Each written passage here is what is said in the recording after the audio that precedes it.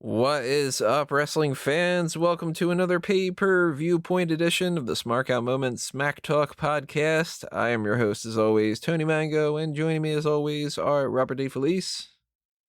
How you doing, Tony? Skip that question. And Callum Wickens. Yeah, pretty good idea. Hopefully everybody out there, as well as you two guys, hopefully everybody's doing okay. I don't know how much validity there is behind that because everything's just 2020. Can we Brock Lesnar rule 2020? We might have to. We might not get a choice. Yeah, it kind of seems like that might be the smart thing to do at this point. Let's just have 2021 already. Well, even though everything's the way that it is, it's still somehow WrestleMania season. It's technically WrestleMania week. Certainly doesn't feel like it at all. We're not having the Hall of Fame. We're not having TakeOver. Things are just not working out the way that they normally do. But we're getting WrestleMania. I mean, it's actually too big for one night. So take for that what you will. This is not going to be too big for one podcast, though. We're going to do all of the predictions for WrestleMania 36, Night 1 and Night 2, especially because they have not clarified which matches are happening on Part 1 and Part 2. So we kind of just are going to go through the whole thing. There are 16 matches that are announced and supposedly recorded, although there are 2 matches that seem to be completely up in the air as far as what they necessarily did. We will talk some spoilers about that in some capacity because the spoilers are actually not something that's guaranteed either. So if you don't want to know exactly what is potentially happening for that before Friday Night SmackDown clarifies, or at least it should clarify, because WWE at this point, I don't know why they're not just addressing some of these things to begin with, and they're going to wait until the night before to change WrestleMania around a little bit or something, but we're going to talk about that. We're going to talk about the other things that are in the bag, it seems, and some things that have changed 15 different times over and all the things that go along with that. So we invite you to do the same. Make sure that if you want to voice your opinions, you are on a platform that actually has the ability for you to voice your opinions. So the ones like Stitcher and Spotify and Apple Podcasts and Google Podcasts and all that other kind of stuff, they don't have those. So hop on over to YouTube. And if you are not subscribed to the YouTube channel, go ahead and do that. And while you're doing that, hit that little notification bell, because that's not only useful when it comes to knowing when videos are uploaded, especially when it comes to things that aren't necessarily on your subscription list, which I realized that the hot tags is not showing up, at least for me, on the subscription list. So if you missed out on the hot tags, that's why, is because YouTube is YouTube, and sometimes they just don't want to, do things the way that they should.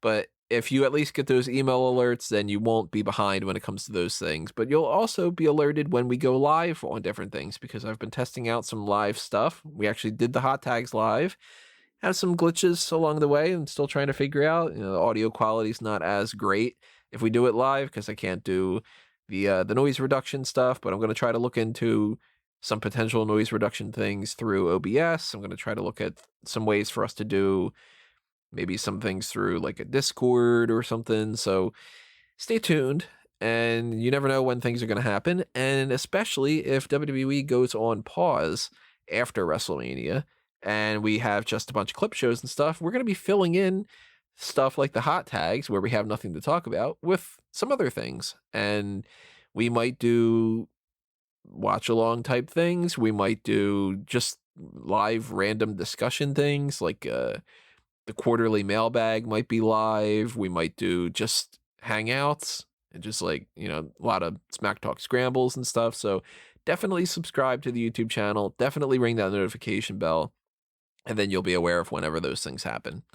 You should also be following us on Facebook and Twitter at Smark Out Moment, because that's another way to know when things get uploaded, after they get uploaded at the very least. And as far as voicing your opinions about this, before we get into our own stuff, if you are on YouTube, hit the like button on that video and drop a comment below. If by some reason you don't want to do that, but you still want to talk about things, go on the pages on smarkoutmoment.com, send me a tweet, anything like that. So as I said, we have 16 matches to break down. Some of these are complicated and some of these are just the stupidest things. And we've got a lot to get into. I will talk plenty of other plugs a little bit later on when we get into some other kind of things that, we can toss out some stuff about Patreon or some stuff about the merch shops, whatever like that is. But I guess first things first to talk about is just the idea that we still are in this weird time frame where WrestleMania doesn't feel like WrestleMania. And I want to know if you guys have changed your opinions about that. Does it feel any more like WrestleMania now than it did a week ago or so? No, but I think that on a positive outlook, this has really exposed me to loving empty arena promos. So, like, I hope more big matches get built up with empty, maybe, like a green screen promo deal like they used to do in the Hogan era or something. But as far as whether or not this feels like Mania, no. It feels the furthest thing from WrestleMania. Yeah, it's just weird. It definitely doesn't feel anything like the build towards WrestleMania. You can tell that by the fact that Raw dipped below 2 million viewers this week, so most people don't feel like it's WrestleMania. Even when people don't have anything to watch, they're not watching this because they're not even it's just so empty and devoid of any real kind of fire or intensity going into it. They haven't really built up any of the matches because in some of the cases they can't, and in some of the cases they're just going to wait and try and get the show out of the way and then move on past it. It's still, for me, it's not so much the fact that it doesn't feel like WrestleMania, because I shouldn't expect it to feel like WrestleMania right now because nothing else feels like real life. So why should this feel like it's supposed to be taking place as planned anyway? It's more the fact of why is this even happening anyway? Okay, and I'm glad you said that, and I don't want to beat this into the ground, but I have seen a lot of people say, I'm so thankful that at least wrestling is trying to continue and give us that normalcy. For me, it's more depressing because you try to watch Raw and you feel it, like it feels abnormal and like this shouldn't be happening. So for me, it's done the adverse effect. I'm kind of 50-50 about things.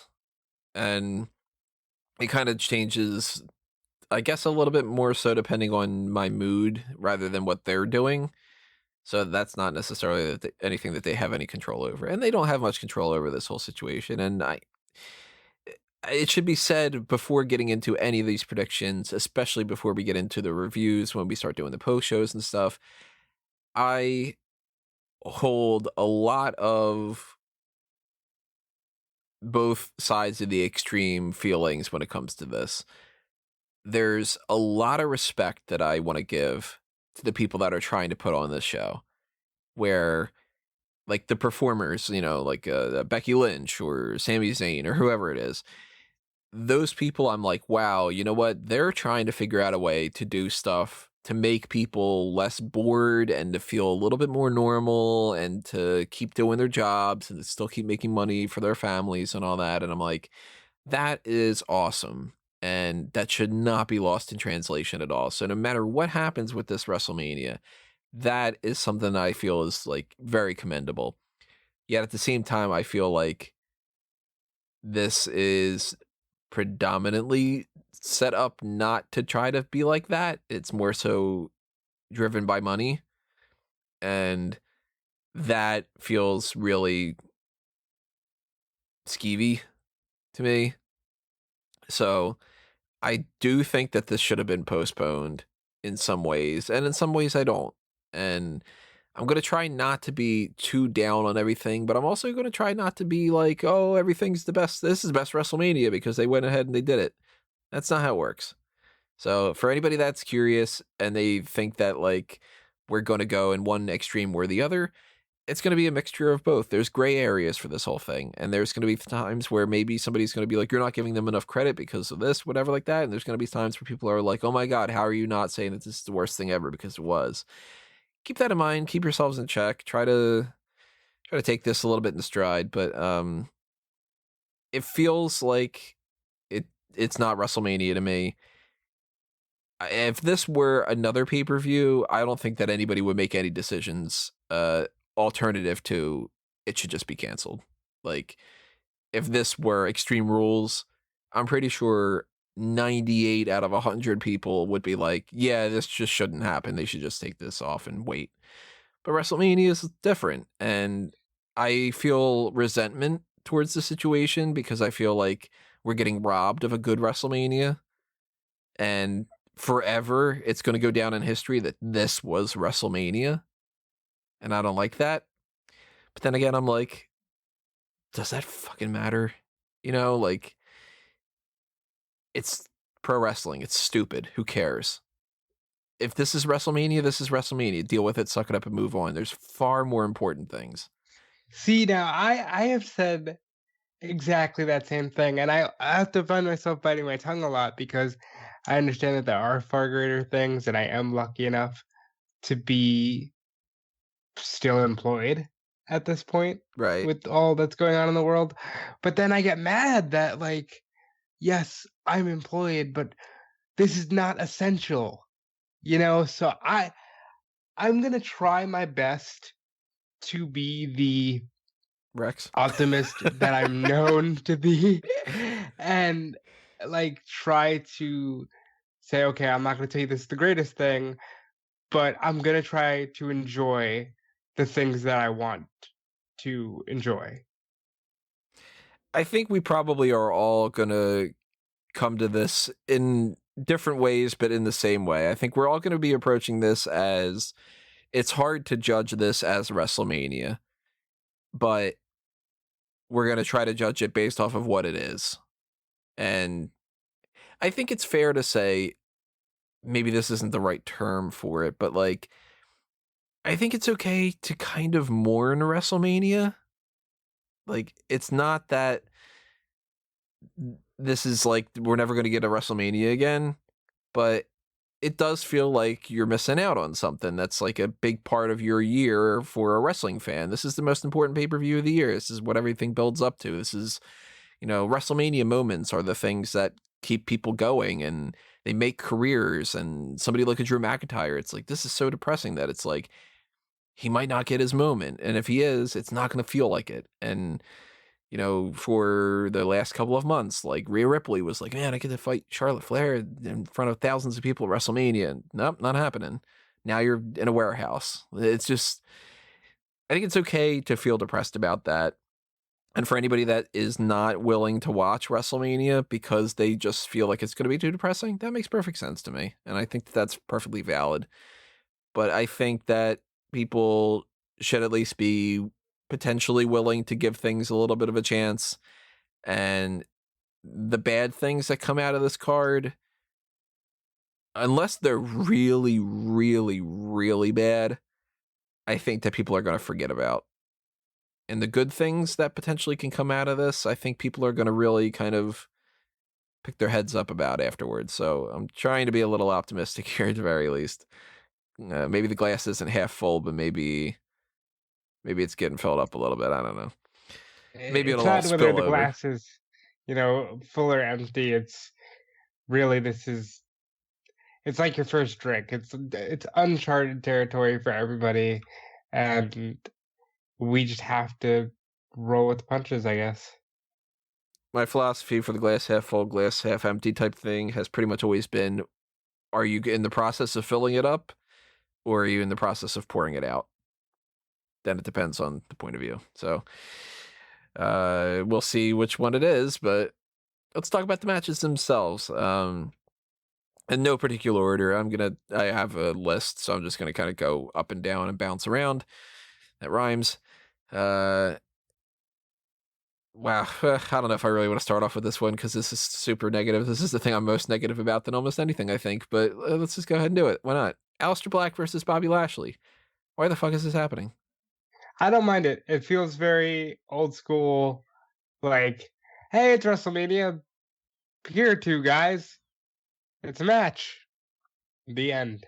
And that's fine, especially given the circumstances. I assume Aleister Black goes over in about 8 minutes, and we kind of move on. Yeah, I mean, there's no reason why this should be happening other than the fact they can't do a battle royal. So Exactly. So they've just picked probably arguably maybe the two guys that they would have had as the last two people in the Andre the Giant Memorial Battle Royal, and just said, okay, just have a singles match instead. Yeah, I'm not into it in the slightest bit. I would be totally fine. Unfortunately, it's lose, win, whatever the kind of point of view is. I think that Bobby Lashley is far, far gone from what he should be. I feel like they've missed the boat on him multiple different times. I hate this Lana thing, and I don't feel like he's the right person to have some kind of a match with Black right now. Would have rather have seen maybe Aleister Black versus Ricochet, but they don't seem to care about Ricochet, so I'm not surprised that they didn't go with that. And Black has been just one kicking people for the most part. I don't think that's going to happen with Lashley, but I do expect Black to win. We're all going Black, right? Yeah. Yeah. Now, Elias versus King Corbin. Here's a match that under no circumstances do I think that this, like the Black and Lashley thing, we can all agree that match would not have happened at WrestleMania. If we, excuse me, if we could have had Raymond James Stadium, all the plans work out, which, side note, but it's applicable. If WrestleMania would have gone down the way that it should have gone down, there still would have been problems to this. I don't think the people should lose track of that. Like the SmackDown Women's Championship, that was a mess. There is no way that if this would still have 80,000 people at Raymond James Stadium and there's no coronavirus and there's no whatever like that, there's no way that this would have been a perfect thing. So I don't want to hear anybody talking about how, well, WrestleMania wasn't as good as it should have been because of COVID-19 when it comes to things that they were planning. Now, yeah, the matches themselves are not going to be as fun. The sets aren't going to be a thing. There's no pyro, all that other kind of stuff. Definitely not WWE's fault. But when it comes to certain things, they would have booked it anyway, and it would have sucked anyway. So I don't expect Aleister Black versus Bobby Lashley to be something that they would have put on the card. I do think that they probably would have been in the Battle Royal. But Elias versus King Corbin is something that I'm like, you know what? That might have been something that was their plan to begin with. And I think that that's so underwhelming. The whole thing is to kind of get something for Rob Gronkowski to do, I'm assuming. But even that is like, if that would have happened at WrestleMania, you would have gotten the WrestleMania crowd to be involved, and that would have been good. But I still would have probably put that down as a low point and been like, why did we waste time with Elias versus King Corbin and Rob Gronkowski to, I don't know, shoulder tackle Corbin? Now, without fans, that's going to be even weirder. And I really hope that they keep this short and sweet. Yeah, this is going to be incredibly dull. I think it's going to last a lot longer. It's going to probably actually, in terms of runtime, be pretty short, but it's going to feel twice as long than it already is. I don't really think either of these two are particularly... I mean, Corbin's good in the ring. He's very functional. He does everything he needs to do. Elias, I don't think is particularly good. But that's the thing, that how I describe both of them, if anything, is they just do stuff in the ring. They don't really capture your attention doing anything flashy until Corbin hits the end of days, and then okay, that's fine. But yeah, so I don't know how this is going to go. I assume Elias may try and hit Corbin with a guitar, and it will either end with Elias hitting Corbin with a guitar, or Corbin blocking the guitar and hitting the end of days and winning. It doesn't matter who wins. I'm not going to enjoy this match at all, and I'll just say Corbin wins, because why not? This is the match that I feel like is the two guys who would have closed out the Andre. Because that's always a good spot for a little bit of celebrity interaction. In fact, Gronk already did the Battle Royal thing 2 years ago. This sucks. Like, I know we all said that Roman and Corbin sucked, but this is a far way to fall in just a short length of time for Corbin. And looking at this as though it would have been a normal show, this is not acceptable on a normal Mania, but because they can't do a Battle Royal, it's here. I hope Vision of the Future prevails, and there's way more upside in Corbin than there is in Elias. So I'm going to say Corbin wins. If this would have been able to be Raymond James Stadium and stuff, and if they would have had some other kind of game plan like Corbin versus Tyson Fury, or I mean, I like Elias, but that I feel is the most underwhelming part of the whole thing, because Elias isn't really a guy that really holds on to feuds. He's more so just this little bit attraction, and I don't buy into that being like a feud that really should have been WrestleMania worthy. I don't even think that Elias versus King Corbin on like Backlash would have really moved the needle. So the whole thing's the celebrity involvement, and if they don't put Gronkowski in this, then it's going to feel even stranger. And if they do, kind of depends on where they want to go. If maybe Elias wins because Gronkowski does something that like distracts Corbin, or maybe they give Corbin the win and then Gronkowski does something afterward. The point What the being, hell are they gonna do? Like, he's supposed to be a host of it. Host of an empty arena WrestleMania. What are they gonna even give for him to do in an empty arena? Yeah, I don't feel like they have anything for him to do. That's why I kind of feel like they need to put something in, at least for this. He's going to enter the ring he's going to enter the arena from the top of the stand. He's going to dry hump every single chair in the entire building, and then he's going to get in the ring, and that'll be the first hour done, and then we'll move on. That in itself, just having a host like that is just going to be strange, because he's a guy with like, he needs to tap into the energy, and there's not going to be any energy, and I feel bad for that whole situation, for sure. It'll be difficult for him to stay hype. Yeah, well, maybe Mojo will keep him hype. So that's a shame. I guess I'm going to go Elias, just because why not? Hey, it doesn't matter. Who cares?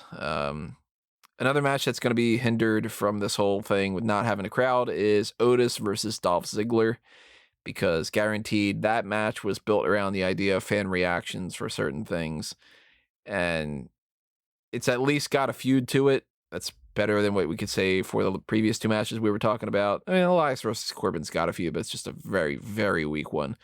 Otis and Ziggler has been going on since before Valentine's Day, since at what point? Like November? It was before the Rumble, because the Otis and Mandy interaction in the Royal Rumble, so he might have been around November. So they've built up a lot of things here. I still feel like this is not set up properly, though. Like, if they were to do something on this match where like Otis walks away with Mandy by his side, I feel like they didn't do the final couple steps or something. And maybe they would have had some plans that they weren't able to film. Maybe they were doing some kind of, okay, we'll do these kind of steps, and then we can't film that, so now this isn't the thing. Like, maybe they wanted to do more like backstage vignette type stuff or something. I don't know.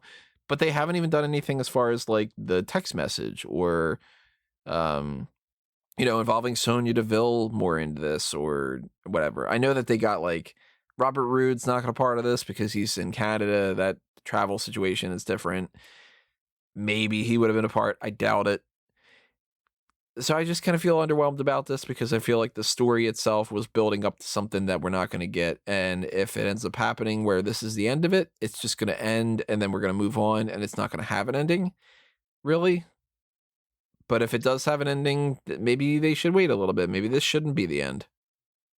They seem committed enough to this that I think, unless we're truly honestly dealing with a situation where we don't see a show with fans until November, I don't see a world where this doesn't get the proper finish. I think Otis versus Dolph Ziggler is hysterical in the sense that it's Ziggler's first ever singles match at WrestleMania, which is just great. But the Mandy thing will definitely be paid off. They bothered to have Dolph interact with Sonya and say, this is going so according to our plan on Friday. So they're going to pay this off, even if it's an empty arena where like Tucker gets a hold of footage where Dolph actually sends the text or Sonya send the text, but they'll pay it off. It is disappointing that this feud won't get. I don't say it won't get the round off eventually, but it won't get the round off on the WrestleMania or on a big show. And again, we'll probably, if we said that for practically every single match, maybe. So I don't want to reiterate that point too heavily, but this has been like very well built. It's been subtle. It's hasn't like taken the limelight away from too many other things, but it's been consistent and it's been telling a good story. It's built up Otis as a really good babyface. Dolph Ziggler feels more relevant now than he has done for the past year or two.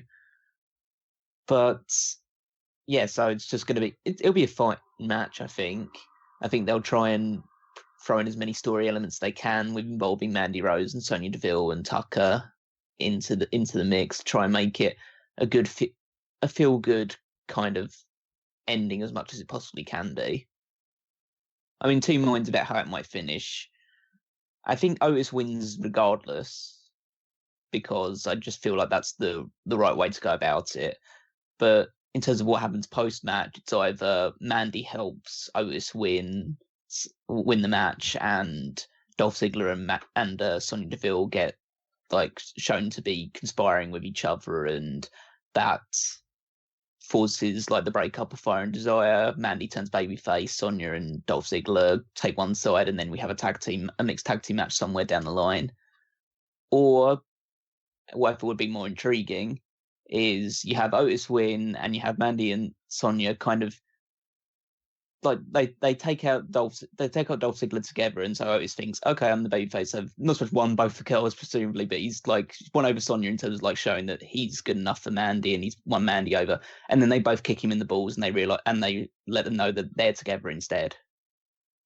So you go through that story. You go through that storyline instead. So they're both like mega bitches, but they're a mega bitch couple. So that would make the LGBT fans particularly like celebratory, but it kind of wraps this up in a bow, and it moves both of them into different directions.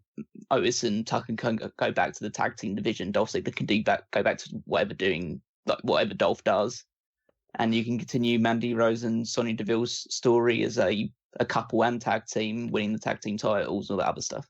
I love that idea, especially because it's so you can tie it into real life elements. Like Sonya set her up with Dolph because Dolph is good arm candy for Mandy, and it's a good like, oh yeah, this is for the cameras.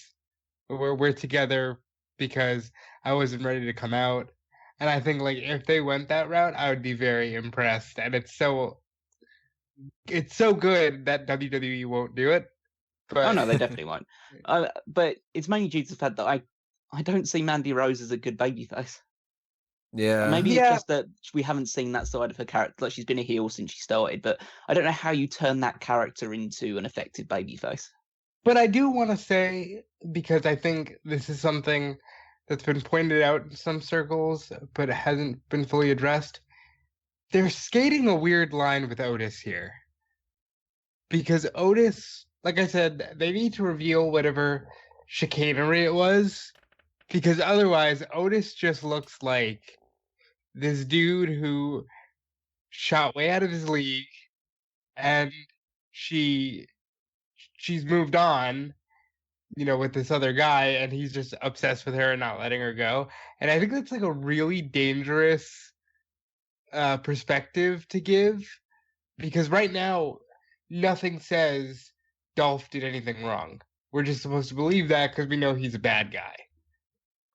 I feel like he's got the vibe of the 80s blonde-haired villain that runs the ski shop and stole the girl type of thing. Like they're doing that, but he technically really didn't do anything wrong. Like unless they reveal the whole, Dolph was in on the text message type of thing, and that's why he ended up showing up there, whatever like that. But, like, if not, then it's like, oh, he happened to be at the same restaurant and he sat down and Mandy's like, yeah, he's hot, I'm gonna bang him.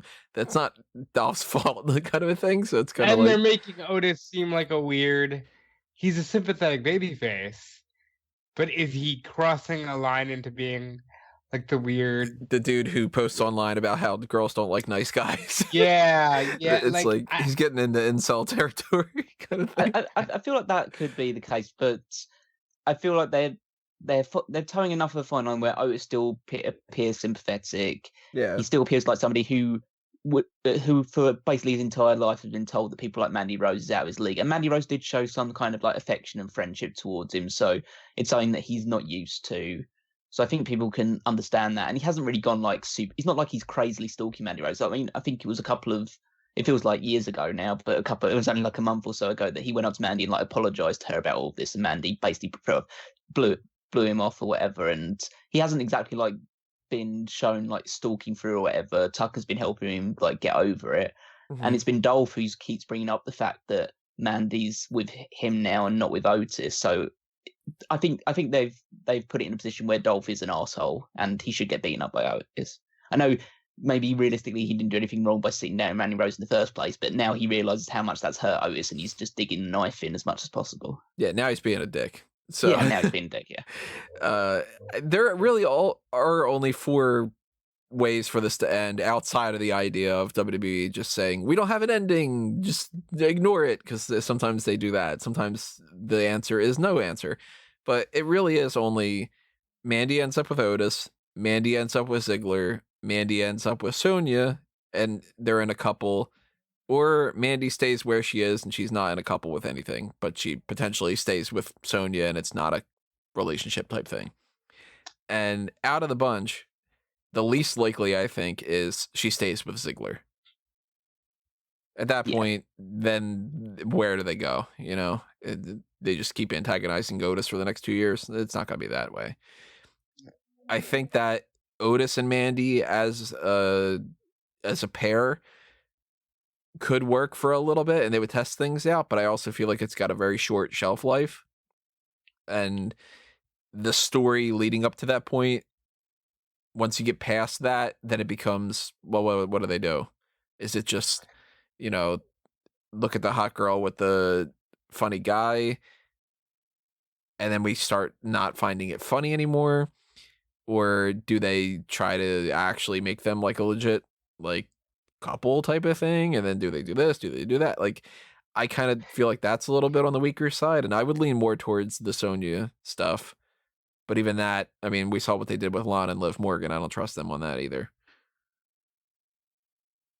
I could see a scenario where she doesn't end up in a relationship with anybody. And because they had said when they built the whole match backstage and Ziggler challenged, which I thought it was weird, Ziggler challenged Otis to a match at WrestleMania instead of the other way around. I don't know why they did that. But Mandy said, I don't really like the idea of the two of you fighting over me as if I'm some kind of prize to be won. They could go the direction of Otis wins and Mandy's like, yeah, that doesn't mean that I'm going to date you. I don't want to date either of you. I can be your friend, Otis. And Dolph, you're a dick. And that's the end of the feud. And that's very, like, deflating, but it's so real that it doesn't feel appropriate for WWE because it's too real. Like, where, okay, the girl just goes, hey, I'm not a prize, as she did say on SmackDown. I'm not a prize for you guys to be fighting over. But okay, and if Dolph gets found out, it's just, I'll still be your friend, Otis. Pats on the head. Like, I don't know of a way that they can get out of this looking really good unless Otis and Mandy at least kiss or something. Like, pay that off in some way. Otherwise, you've just kind of wasted all of our time on a weird simp angle in WWE. What if they pay it off this way? Remember how this all started? With cake? and Oh, ham yeah. and all that. What if the payoff is that they eat cake and ham? And it's just like, well, I don't want to date you. I don't want to bang you. I don't want to kiss you. We're not doing all that other kind of stuff, but I'll give you some cake and we can eat some ham and whatever. And then he's just kind of like, hey, Tucker, got some ham. Like, and then just, starts like grabbing like the cake and shoving it in his mouth. And then you just hear like, like in the background, like their music playing and all that. What if that's their big end game for this whole thing? That Mandy starts eating some slices of ham and stuff too, or whatever. Like, and it's like, oh, we're buds now. We're gonna eat stuff. I wouldn't put it past them. Oh my god, if that happens, it's gonna be the highlight of WrestleMania for sure. I'm going Otis wins. I do think that there's a chance that Ziggler wins, and he wins in some kind of a way, like he pushes Mandy in front of him, and that becomes the whole like Otis loses, but he wins the girl type of thing or something. I could see that happening, but I don't know. What about you guys? Otis or Ziggler? I think Otis will win. I think Dolph Ziggler and Otis will win when there's people there. Let's go to the Women's Tag Team Championship match. Kabuki Warriors defending against Alexa Bliss and Nikki Cross. This is one of those matches that I mentioned before I feel is thoroughly underwhelming. And I guess we might not ever know if there was a different thing in mind, but it didn't feel like it. We had thought that the Divas of Doom, Natalya and Beth Phoenix, could be challenging for the Kabuki Warriors titles, yet they did not continue that story when they still had the crowd and everything, which means either this was the plan or they had no plan and this was just, well, we'll figure it out when we come down to 2 weeks before WrestleMania, or they had the plan for Natalya and Beth to team up and purposely waited until it would have been a terrible build. So in any fashion, this is underwhelming and it's not coronavirus's fault. Well, I do want to commend Nikki Cross and Asuka for being two of the more entertaining superstars during these weird shows, because they're just completely staring into the skid, and Asuka's dancing and Nikki's dancing back because she's supposed to be, out of her mind. And Nikki hugging Michael Cole got Michael Cole to say social distancing on television, which I don't think would have ever, been a mandate. So good on them for that. This is very underwhelming. I'm going to go with new champions here, just because why not? Give some kind of babyface pop with no pop. It's weird. I don't know. Yeah, this is a match that I wish would be different. I don't even care if it would be like another tag team on the main roster. It's just the fact that this is the match that happened when the Kabuki Warriors won the titles in the first place. Yeah, this is a rematch from Hell in a Cell.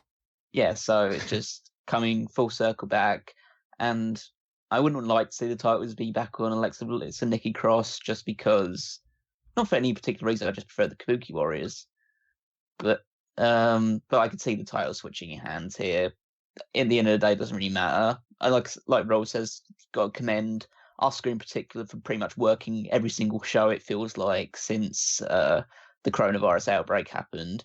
I commend her even more for doing a clean job to Alexa Bliss. That must have that I would have been, if I was her, I would have never put up for that kind of thing. But yeah, fair enough.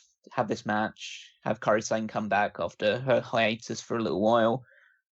Hopefully it'll be good, but I don't think it'll be particularly stand out for a stretch of the imagination. And I'll just go with the Kabuki Warriors winning because I prefer it, but it's a toss-up, really. I'm not expecting much for this match, and I'm actually not even in that same boat of pro Asuka and Nikki during this whole thing. I feel like they've just been kind of loud and obnoxious and annoying rather than entertaining. So I haven't been digging that. But I have actually, oddly enough, been digging Asuka's YouTube channel.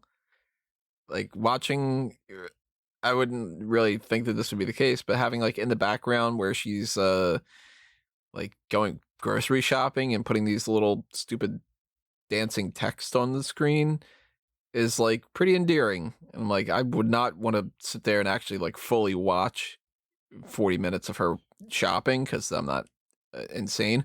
But the fact that she, like, a couple of little clips here and there that I had seen where she's just sort of like, oh man, like, I really like this, like, sprite. This is so good. And then it's all like these little happy emojis and stuff. I'm like, oh, like, Asuka's cute. You know what I mean?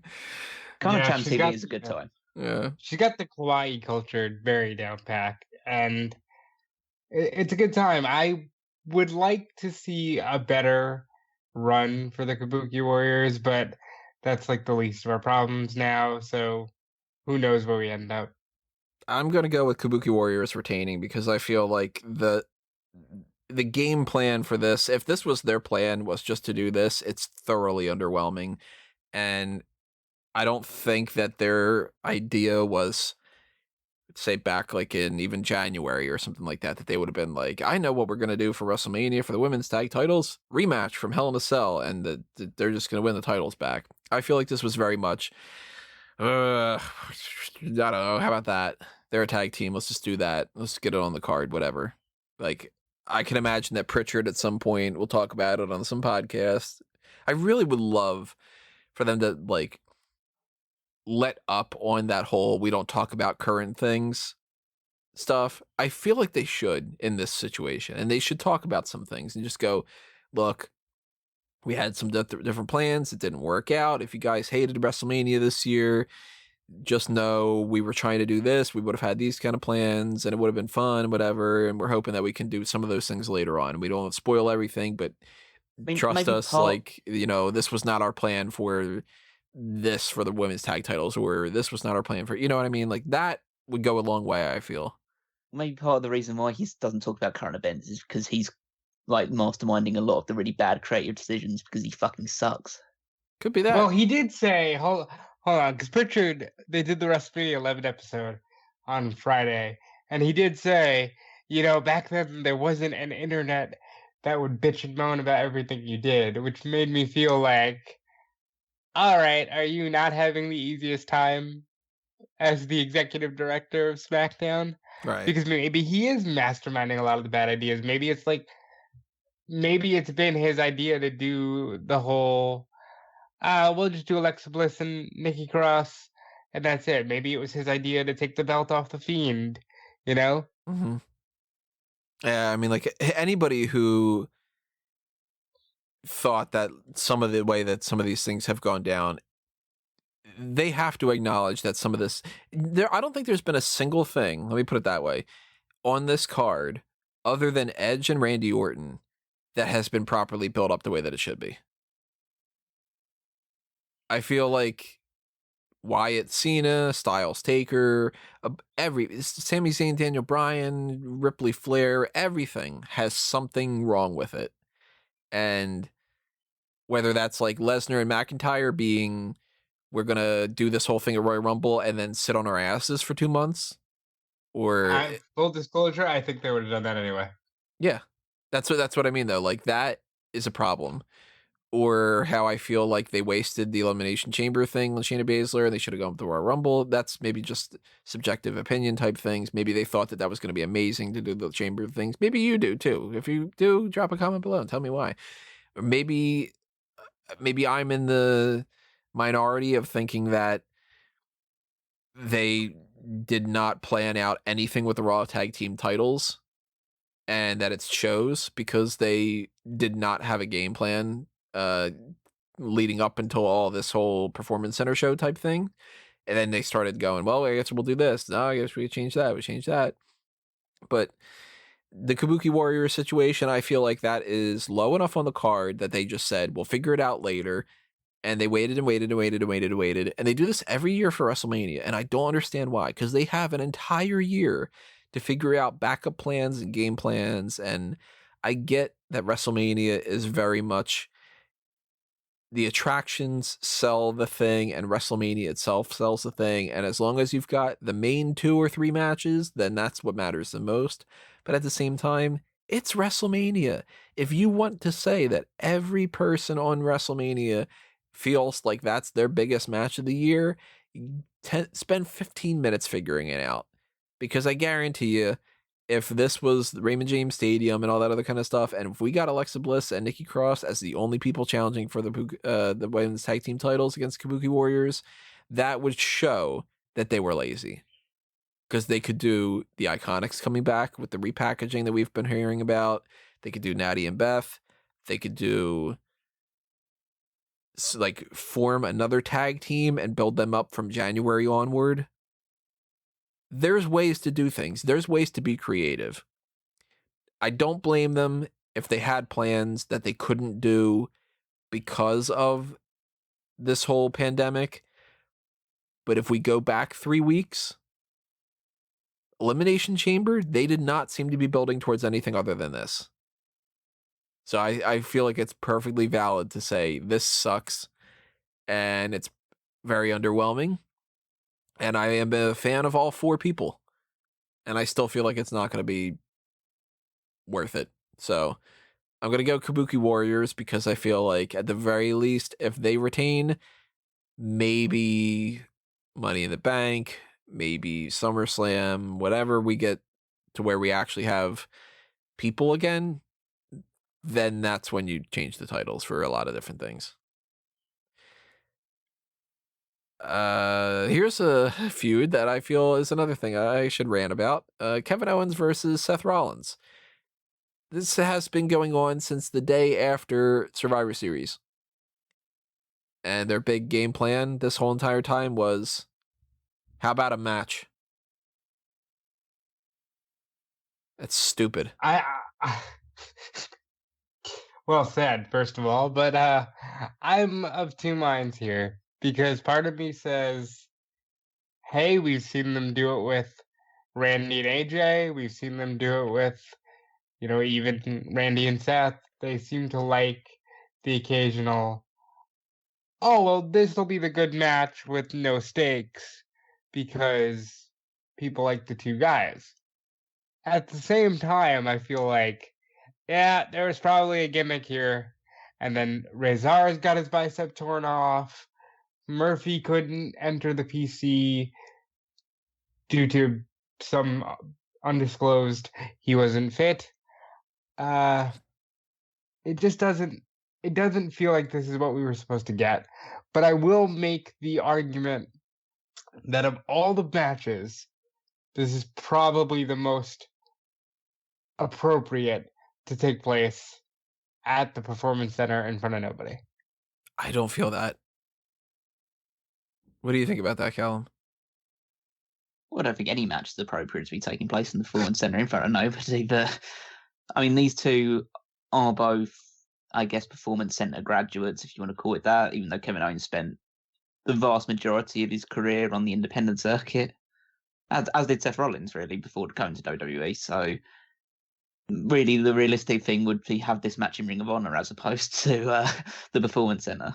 And Rollins is from FCW before the Performance Center existed. Yeah, it's true. And if you had this match at Ring of Honor, it'd still be an empty crowd. But the thing about this feud that kind of sticks in my craw more than anything else is not the fact that it's been built for such a long time and it's just led to a singles match. It's that Seth Rollins is just a turn off to me at the moment. I don't think any of his promos have been particularly good recently. They're long and they're overworked and they just bore the hell out of me. I fast forward for everything he says. Owens' stuff has been good because Owens is really, really good at promos. But it's just been stilted. They've been dragging it on. We've seen the 6-man tag and 8-man tag team matches over and over and over again. So we've basically seen these 2 wrestle now. Mm-hmm. And yeah, I don't think that it's a particularly special match. I don't feel like that. I don't know how much heat and intensity they can get into it because I've seen them wrestle, not like super recently, but I've seen them wrestle, obviously in tag matches, obviously very recently, but I've seen them wrestle matches beforehand. Rollins feels like he's cooled off dramatically since like that whole Fiend and losing the Universal Championship. Kevin Owens, after like vanquishing Shane McMahon and ridding him from SmackDown, moved to Raw and just became another guy. Yeah, it's a pretty nothing match. It's a shame. I like both, but it's just not doing anything for me.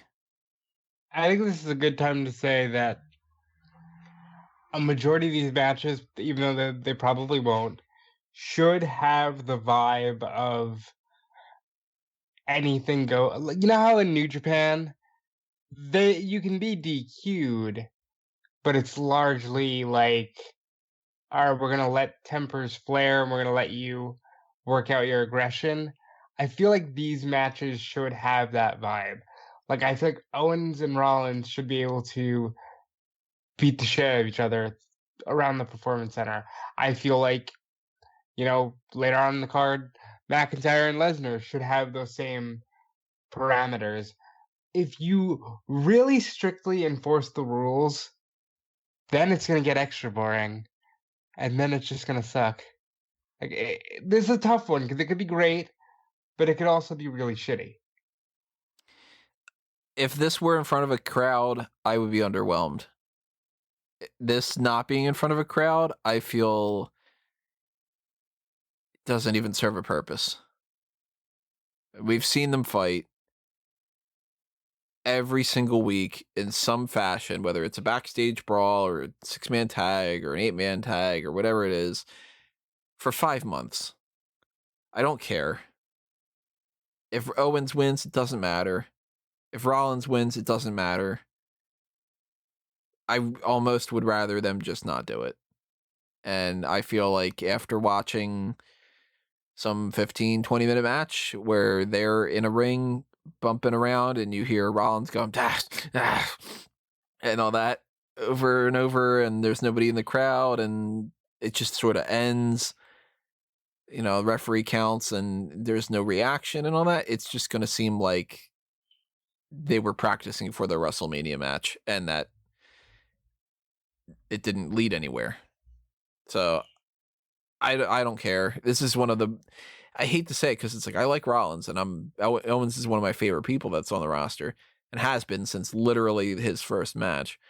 But I feel so thoroughly underwhelmed with this that I'd be fine if they said we're deciding not to air it and just take an extra 20 minutes off work, Tony. I'd be like, all right, cool. I'll go to the bathroom instead, Yeah, I think there's a good chance this match will be good. I think there's zero chance that it will feel special. Yeah. So, yeah, I'm going with Rollins winning. For that matter, like, I guess I could equate this to going to a house show where, yeah, I mean, now we don't have the fans, so that hurts it too. But like, yeah, if you did Owens versus Rollins as a match on a house show, people would probably be like, oh, it's great, we got Owens versus Rollins. And somebody like myself, who does not value house shows, would go, well, unless they do something quirky, it's not serving a purpose. You know what I mean? I don't dig the whole house show vibe. It's not my thing. It's not like this match has. I'm not saying that it would need to be for a title or anything, but it doesn't have any stakes attached to it. Yeah, it's not like if Owens wins, Rollins has to disband the thing. It's not like if Rollins wins, Owens has to join his discipleship. It's like it's missing that. Okay, we'll just have a match. Yeah, we'll just have a match. I feel like that's what I mean when I say this match had to be going there. I want to believe in my mind they were going somewhere in that realm.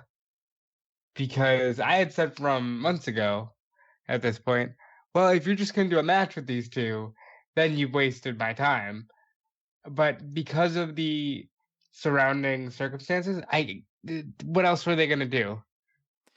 So if I could have booked this, and if they would have given me the last couple of weeks, and if we could have gotten this, at Raymond James Stadium or something like that, my mind was, you can't do like last man standing type stuff because not every match can just be a no DQ brawl, but you need something to it. And the only thing I was able to think of that was to have a lumberjack match. And the reason behind that would have been Rollins starts picking up more and more people that join his stable, but they don't necessarily like join the stable. They're more so like allied with the stable. And Owens starts getting people that are like, no, we're rejecting this whole Monday Night Messiah thing. And you end up having like one side is pro Rollins and one side's pro Owens. So that would have at least had, say, AOP, Murphy, and let me look up the roster right now. Like Eric Young, for instance, would be a great person for allying himself with Rollins. And maybe no, you can't get EC3 because he's been injured. But maybe on the side of Owens, you've got Zack Ryder and Kurt Hawkins. Maybe Titus O'Neil is on that side. Maybe Shelton Benjamin is on the Seth Rollins side. Maybe Samoa Joe, if he wouldn't have been injured, and if he would have been like that, maybe Joe would have been one of the main guys on Owens' side. And the Viking Raiders could have been on his side. And, like they could have done that kind of a thing where it's sort of like split down the center and maybe even turn somebody. Maybe like Akira Tozawa turns heel and you put him on the Rollins side or something like that. Like they could have played around with that a little bit, I think. And then had this whole divisive, almost kind of like, it's the Catholics against the Protestants or like that kind of a thing or something with this like religious overtones kind of a thing or something. Like they could have done something like that. And they obviously can't do that when you are limited to 10 people and you can't do this for 30 days and all the other kind of things to go along with that. But I mean, Rollins did say he can name the place, he can name the time, he can name the stipulation. And Owens is like, how about WrestleMania and no stipulation? And they're trying to do the whole thing of like, it's Performance Center, this makes sense. And I'm like, it doesn't to me. Ripley and Flair is the only one that makes any sense to me with the Performance Center. Maybe Lynch and Baszler. I don't know. But I'm thoroughly underwhelmed. I feel like it doesn't matter. They can flip a coin, but more so, I'm going to go with Kevin Owens. How about you guys? Rollins will win. Rollins. Speaking of underwhelmed, I feel like that's going to be the theme for a lot of these until we get to some of the bigger ones at the very least. The Street Profits are defending the Raw Tag Team titles, and I cannot imagine that the game plan going into WrestleMania was Street Profits versus Angel Garza and Andrade. And that itself has also changed because Andrade suffered a rib injury, so now it's the Street Profits against Angel Garza and Austin Theory. I imagine that this would have been Andrade defending the United States title. He would have fought Rey Mysterio. He would have fought maybe Humberto Carrillo and Rey Mysterio. Maybe the two of them and Angel Garza would have been in a fatal four-way, something like that. Maybe he would have fought Aleister Black. I don't know. But I got to imagine that the United States title probably would have been on the line. And Garza could have been either ringside with Andrade or against him and all that, and Austin Theory would not have been a part of this whatsoever. I feel like the Street Profits would have fought AOP and Viking Raiders in a triple threat match if AOP wouldn't have gotten injured and if all the other kind of things wouldn't have changed things. But when they started to do Street Profits versus Angel Garza and Andrade, even though that was very much this like last minute replacement thing, I was like, you know what? That's actually kind of cool. I like that. And then Andrade gets injured, and I'm like, well, fuck, we can't have anything. Not even that we can't have nice things. It's like, we can't have anything. And I am a fan of Austin Theory, and I like Angel Garza, and I like the Street Profits. But this is very much just like, all right, plan F kind of thing. Like, we're trying to do this, we're trying to do that, we're trying to do that, we're trying to do that. Let's just do this. This is the backup plan. That's the backup plan to the backup plan. Now we've got the understudy for the understudy. We got, like that kind of thing. And I value that the match might be fun because of the people involved, but nobody's going to remember this. And I kind of, depending on how they come out of this, I kind of disagree with the nobody's going to remember this. Austin Theory might have just punched his ticket to a really quick jump to the main roster. he is he may be the one person out of every person on this WrestleMania that is going to look back on this in hindsight and say that he's glad that it happened this way. Okay, right. I'm coming out and saying this right now. What the fuck is the deal with Austin Theory? Why is he such a big fucking deal? He looks like just a generic guy. He has a generic moveset. He does absolutely nothing for me. Granted, I haven't watched much Evolve, so I can't really say that I've seen his like drive progression. But since he's been on NXT, he's just a guy. He's got absolutely nothing going for him. He isn't some He's got over nothing the going for top him except the fact that he's a good-looking young dude. He's a good-looking young dude. That's why he's been pushed as hard as he is. Why aren't we getting Cameron Grimes in this spot? Why aren't we getting? Ew. Why aren't we getting? Like I don't know. Killer Cross. Why isn't Killer Cross debuting in this spot? Well, it's funny that you mention this because this might seem strange. I am a fan of Austin Theory, and I do think he's got a lot of potential, and I think that this makes no sense that he's in this match, and I think that this is all weird, and I think that he's going to benefit really well from this kind of a thing. But as strange as this is for me to say, I think this should have been Carrillo. I would have turned Humberto Carrillo heel and had him and Angel Garza team up against the Street Profits. Would have made more sense, and they could have been a tag team going forward. Austin Theory is getting this spot because Paul Heyman runs Raw, and Gabe Sapolsky is Paul Heyman's protege. Austin Theory was able to stand out and evolve. Heyman wants upside. Heyman nabbed Theory. I kind of feel like that's the way that this is going down. It was sort of like, because they looked like they were building towards this fatal 4-way. Then it looked like they were building towards Rey Mysterio versus Andrade. Then Rey Mysterio gets quarantined, and then Andrade and Angel Garza are going to do this tag team match, and then Andrade gets injured. And they're probably sitting there thinking, like I said, like, wow, we're on plan F at this point, kind of a thing. And they probably were talking about it, and they're like, what can we do? And Heyman probably suggested, why don't we put Austin Theory in and see what the kid's got? And this could end up being the type of thing that he comes out of this. I don't think that they're winning the titles for the way. I think that the Street Profits are retaining. But if Theory has been working these couple of empty arena shows, and if he surprises them well enough and he works well enough and he does the backstage stuff well enough and all that other kind of stuff, he could be that guy that Paul Heyman shows to Vince, and Vince goes, oh my God, he's like 22. Let's push this dude to the moon and let's make him this big thing and all that. And he could walk out of this feeling on top of the world. I hope that we can do a Wrestling is 2020 and talk about the idea of like, you know, hey, Austin Theory got his big start here and it ended up working really well. He was this great dude and everybody loves him and he's this awesome person for 20 years worth of wrestling and he's the next Shawn Michaels or whatever the hell, I don't know. But at least for this match where we don't know how this is all going to play out, it seems weird. I don't get that Angel Garza and Austin Theory are a tag team. I don't understand. I don't think that Austin Theory should be paired up with Zelina Vega going forward. The whole thing's strange. And I'm trying to look at this as just like, all right, this clearly was not anywhere close to their plans. And this is one that I'm willing to give them a little bit of credit for.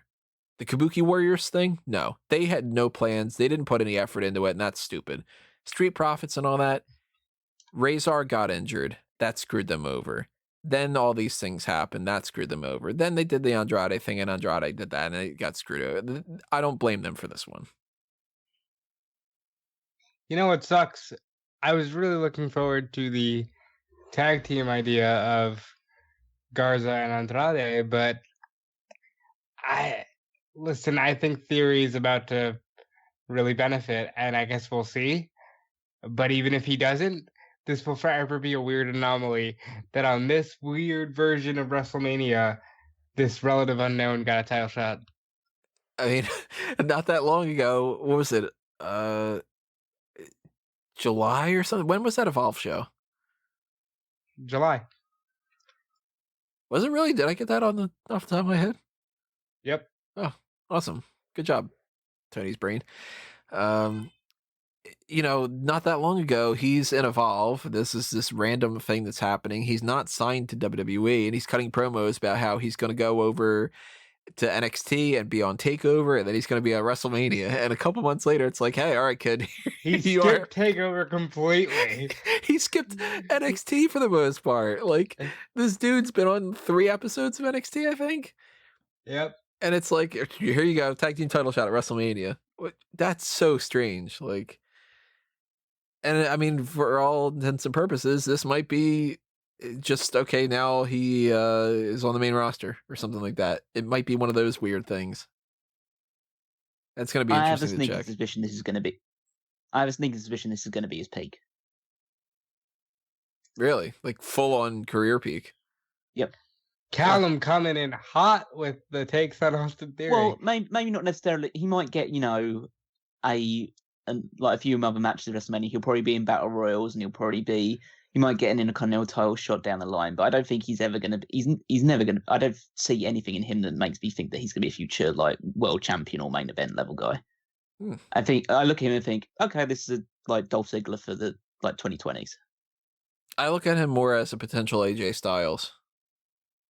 And I'm gonna land right in the middle and say he's so untapped right now that he could end up very well being a Dolph Ziggler, where he gets overhyped to the point where he never lives up to that potential, or he could be a sleeper hit in 10, 15 years like an AJ Styles. Yeah, it's important to keep in mind he's 22. He's 22 years old. So it's like, I mean, I got Tyler Bates that age, and he's twice the rest of the Austin Theory. I'll give you that. I'm surprised they didn't go, okay, Pete Dunne or something. Pete Dunne's Dunne. Yeah. So I couldn't do that. That's why they were doing the whole Matt Riddle not being able to defend the tag titles thing, which I thought it was funny. Where's Raul Mendoza? He got abducted, remember? Oh, okay. Remember the people, they grabbed him backstage and threw him in the car, and then that just was like, I guess nobody's talking about that. I mean, they can't film the same kind of things because they're not at Full Sail and all that, but yeah, he got abducted at the worst possible time. Well, all I'm saying is that Austin Theory's going to end up getting a WrestleMania, a mark on the WrestleMania card before Adam Cole, Johnny Gargano, Tommaso Ciampa, Keith Lee. I hope the people in NXT aren't a vindictive bunch, because Austin Theory will probably be finding himself locked out of the locker room for the rest of his entire career on the yellow brand, if this is the case. I got to assume that a lot of people are more forgiving when it comes to that stuff right now, because it probably would be. If this was 20 years ago, he would never survive that. They would shit in his bag. They would. Yeah. Well, I mean, this is the completely different situation with the virus. If this would have been... Yeah, but it's still a weird thing that he gets... I understand it's a weird situation with the virus, but they could have chosen anybody. Yeah, but I mean, they probably do have a limited amount of people that they're working with. Caden Carter's been working all these weeks. And I don't think that that's necessarily from them going, we should just book Caden Carter a whole bunch. I think that they're working... I mean, look at some of the people Leon Ruff and everything. They're... Another Evolve guy. They're throwing... just cherry-picking these Evolve dudes. I think it's because the Evolve guys are like, I'm willing to work and expose myself and whatever, I think that that's kind of one of the cases. I don't know. I'm speculating. Maybe that's not the case. Put that out there. But I kind of feel like Austin Theory's in there partially because they didn't have any other potential people that they could have put in there. And I think they're mainly picking from people that live in the Florida area. Right. Well, if Austin Theory is like any of his other peers of his age group that lives in Florida, he's saying, I don't care if I die, I just want to be on WrestleMania. Yeah. So, that is happening, and maybe he really does feel that way. So that's how you got the spot. It would be morbidly funny if he was to just stand up and just go and yell spring break at the top of his voice at some point. It's a weird situation, and I'm willing to give them the benefit of the doubt when it comes to the Raw tag team situation, more so than I am with some of the other things. But I do think that the Street Profits are going to retain. Yeah, the Street Profits should retain. Yeah, unless somebody sees Theory as a second coming of Jesus, then Profits are retaining. He was a great with a tag team with Carlito. No, yeah. Never mind, but he's one of the only people I have ever seen live. which is terrible to say. So, as much as I'm willing to give them the benefit of the doubt with the Raw tag team situation, I am not at all when it comes to the SmackDown Women's title. And we were talking about this, a month ago, 2 months ago, 3 months ago, whatever it was, about this whole idea of they're not setting up shit. And we could have gotten Bayley versus Sasha Banks, but they weren't doing it. They weren't pulling the trigger on it. They could have done that with Banks winning the Royal Rumble. They didn't. They could have done it with her winning the Elimination Chamber. They didn't do the Elimination Chamber. They could have done it leading up after that point, and they didn't want to do it. They knocked out Lacey Evans. They knocked out Naomi. They knocked out this. They knocked out that. And I'm assuming that this was the game plan from the beginning, and that's really terrible because their idea was, I don't know, throw them all in a match. And quality is not the same as quantity. You can't just throw a bunch of people in a match and say, that's good because the sum of the parts of all the star power makes it a good match. If that was the case, the Andre the Giant Memorial Battle Royal would be everybody's favorite match and most excited match of the card. It's just not how things work. And you look at the difference between Edge and Randy Orton, or, I don't know, Becky Lynch and Shayna Baszler, Sami Zayn and Daniel Bryan. And then you look at Lacey Evans, Naomi, Sasha Banks, Tamina, and Bayley. And their other game plan was, and Dana Brooke. Dana Brooke is in quarantine, so she's not in the match. And that doesn't make any difference whatsoever. The only part of this whole entire thing that's been good is when Paige, for some, I don't know why they did this either. Why is Paige like, I need to show up on SmackDown so that way I can announce that you're fighting against 5 other people? That's so stupid. And I was hoping, it's a weird situation where I was hoping back when we were supposed to have like actual SmackDown in front of crowds and stuff, I found myself hoping that Paige would either come back to wrestle or that she would actually announce that Nia Jax was fighting Bayley. And for me to sit there and go, man, I hope we get that Nia Jax versus Bayley match rather than this. Come on, man. This is the most flat, uninspired, uncreative, lazy thing that they booked. Even more so than Aleister Black versus Bobby Lashley. So I think that it was going to be the Nia Jax thing. I think that Bayley had she was 100% right in saying, I've beaten everybody. So if you're not just going to either say, here's Nia Jax or here's Sasha, then there was no purpose for this match. I'm going to give them the benefit of the doubt and say they were going to do Nia, and they couldn't do that. So then they had Paige call in via Skype and say, yeah, you're just going to do that 6-pack. I think Sasha gets the belt here because why not? And hey, who knows? Maybe this is Tamina's chance to shine. This is a really, I have nothing good to say about it, but Tony just crapped all over it, so I don't want to follow that up by crapping all over it again. And at least we get a Sasha title reign that will last because there is no wrestling. Well, I think they've kind of like summed it all up, really. I don't need to crap on the match any more than it already needs to. This is just this is the second time the SmackDown Women's title has been defended in this kind of matchup since its incarnation. It's kind of quite clear that their priorities lied elsewhere because Becky Lynch isn't in this match and Charlotte Flair isn't in this match. They don't care about it. Mm-hmm. So, yeah, so that's just going to go in the Fatal 5-Way. I feel bad for Dana Brooks. Even if this match was underwhelming and nobody would remember it the day after, at least she would have got a WrestleMania show, and she can't even get that, unfortunately, due to this. Until I found out that it was an elimination match, I was 100% going with Tamina winning the title. Really? Get the fuck out. No, I would 100% have gone with Tamina winning the title because this match has absolutely no purpose to it. And they thought, oh yeah, let's give throw Tamina a bone. Why else is Tamina in this match? Well, you know other what? than to win He's this right. What win if the they title? do that? Because No, they're not going with that. Tamina's the first sacrificial lamb. You don't no, know. no, she'll eliminate someone beforehand. I feel like I now that I know it's an elimination match, it's going to come down to it's even going to come down to Bayley and Sasha. Or it's going to come down to Bayley and Naomi after like Bayley eliminates Sasha or something. Didn't they do this exact gimmick with Naomi 2 years ago? It wasn't an elimination match. It was just a 6-pack challenge. That's when she won the title back from Alexa after winning it, dropping the title, and then coming back at WrestleMania to win it. That was just a typical 6-pack challenge. Now this is an elimination match, so I feel like Naomi's going to win, just because they want to have a babyface win, and Naomi somewhere down the line will drop the belt to Sasha, and we will get the extended feud between Bayley and Sasha Banks. I just don't think it's going to happen with Sasha winning the title here.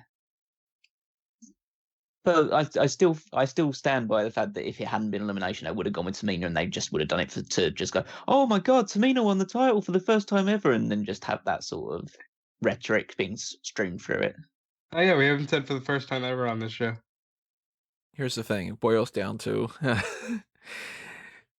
now I think that it's only Bayley or Banks. And I don't know about their whole, like, this person eliminates this person eliminates that person kind of a thing, because it's not a gauntlet match, so it doesn't need to be booked in a way where it's like Naomi and Tamina start off, and Naomi beats Tamina, then it's Naomi against Sasha, and Sasha beats Naomi, and then Lacey Evans is against Sasha, and Sasha beats Lacey, and then Bayley rolls up Sasha and causes problems. Or like, it's not, they don't have to do that. It's a fatal 5-way elimination. They're all wrestling at the same time. So I am imagining that it comes down to Bayley and Banks, and either Bayley does something like gets a roll up on Banks and they start to run into that feud a little bit more. Because they kind of like, they did the whole tease. You know, Bayley in her promo was like, you know, our friendship is like as great as it ever was or whatever. And Sasha is sort of like, well, and then they get cut off and stuff. So, you know, they're teasing the idea that Banks wants to win that title. And she either loses because Bayley does something that makes it to where there's more of a strain on the relationship, or Banks wins the title because maybe they do something like either Banks beats Bayley or Bayley gets eliminated. Like, if they want to play high and loose, I think is the phrase, or I don't know, maybe it's not Fast and Furious. Loose. Yeah, Fast and loose. The hell would high and loose be? I don't know. A noose? I don't know. Is my morbid brain space right now.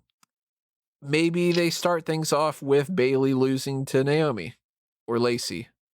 Like, maybe she gets eliminated first in this whole thing, and then the 4 or the rest of them are fighting the whole rest of the match.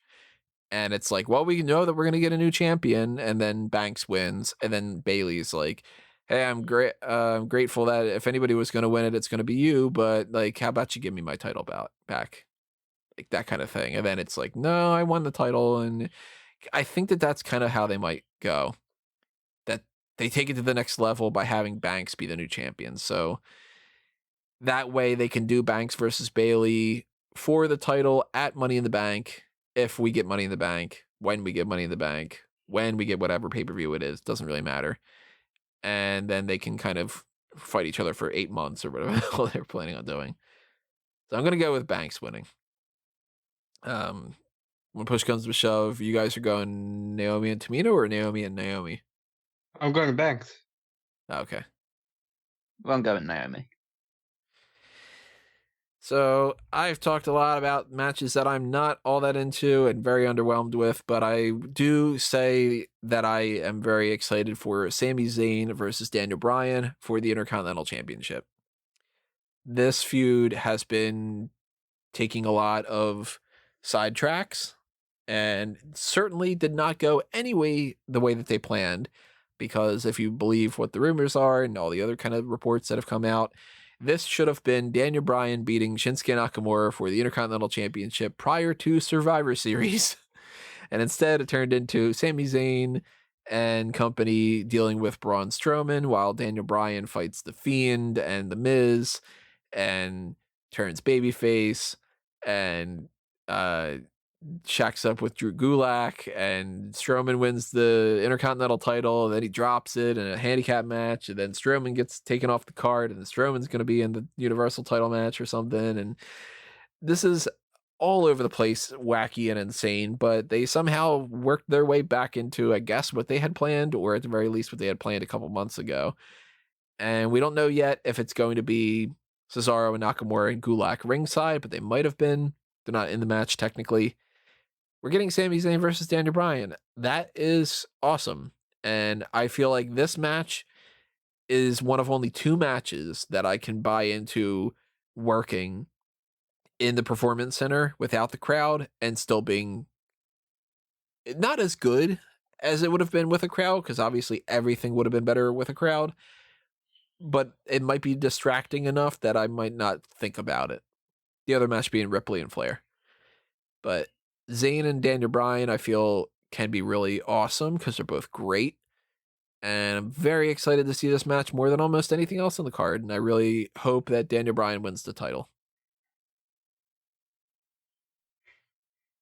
Yeah, I'm excited for this match. This match feels fresh. It feels different. It feels great to see Sami Zayn actually having a match. The thing that would make it really disappointing for me, and I think there's a potential for this to happen, and I don't want to think about it too much, but the fact that Sami Zayn hasn't wrestled a lot right now, and he is a manager, that this is going to be a lot of smoke and mirrors, and Bryan's going to win in a couple of minutes. I really hope that's not the case. I hope they actually give these guys time to work, time to put a really good story together, because I don't think there aren't that many people in the roster that I would trust more than these two to put on an excellent match in front of no people and actually get the people invested, get just people watching at home, should I say, invested, and not really care about the fact that there is no crowd or atmosphere going on. It's been well built up with this nice tag team between Daniel Bryan and Drew Gulak. The Sami Zayn allegiance with Cesaro and Shinsuke Nakamura could play a role in it as well, depending on how many people they can have at ringside. But fundamentally, it should just be a very good match between two very good workers. And I think, this is where we see Daniel Bryan claim the Intercontinental Championship back. Yeah, I think Bryan needs to win this. I hope they let Zayn wrestle and he's not too cowardly, because even though I think he does that role very well, I'd like to see just a good match between the two here, because this is one of the rare things that, not to use their phrase, but I think this is a first in WWE. I haven't seen these two really go at it, and I'm excited to see what they produce. And yeah, Bryan's got to win. Let's move over to a match that we don't know what's going to happen yet for sure. The SmackDown Tag Team Championship match. Right now, WWE still has not acknowledged any changes to this. So officially, as far as Wednesday afternoon, it is supposed to be a triple threat ladder match between The Miz and John Morrison against The New Day against the Usos, but that's not happening because The Miz, at the very least, is not competing because he is sick and was sent home. And I've heard 4 different variations of this from different sources, and even somebody like Dave Meltzer, who is, he's more trustworthy than some other sources that are out there, but at the same time, even then, Meltzer is not 100% trustworthy either, because he said that it was going to be Elias versus John Cena, for instance. Even then, I've heard that this is The New Day and the Usos and just John Morrison in a triple threat ladder match. I've heard that this is one member of the New Day, one member of the Usos, and John Morrison in a triple threat ladder match. And I've heard that this is John Morrison versus one of the Usos in a regular match or a ladder match. And at this point, I'm like, this match on a regular setup where it would have been just the triple threat ladder match with the 3 tag teams would have potentially been the best match of the night. We're not getting that. And I still think that we should get that at some point, depending on when we can. Maybe it's Money in the Bank, maybe it's whatever, I don't know. But the worst case scenario, I think, for this for me is if they decide that they're going to go like Jimmy Uso versus John Morrison in a ladder match.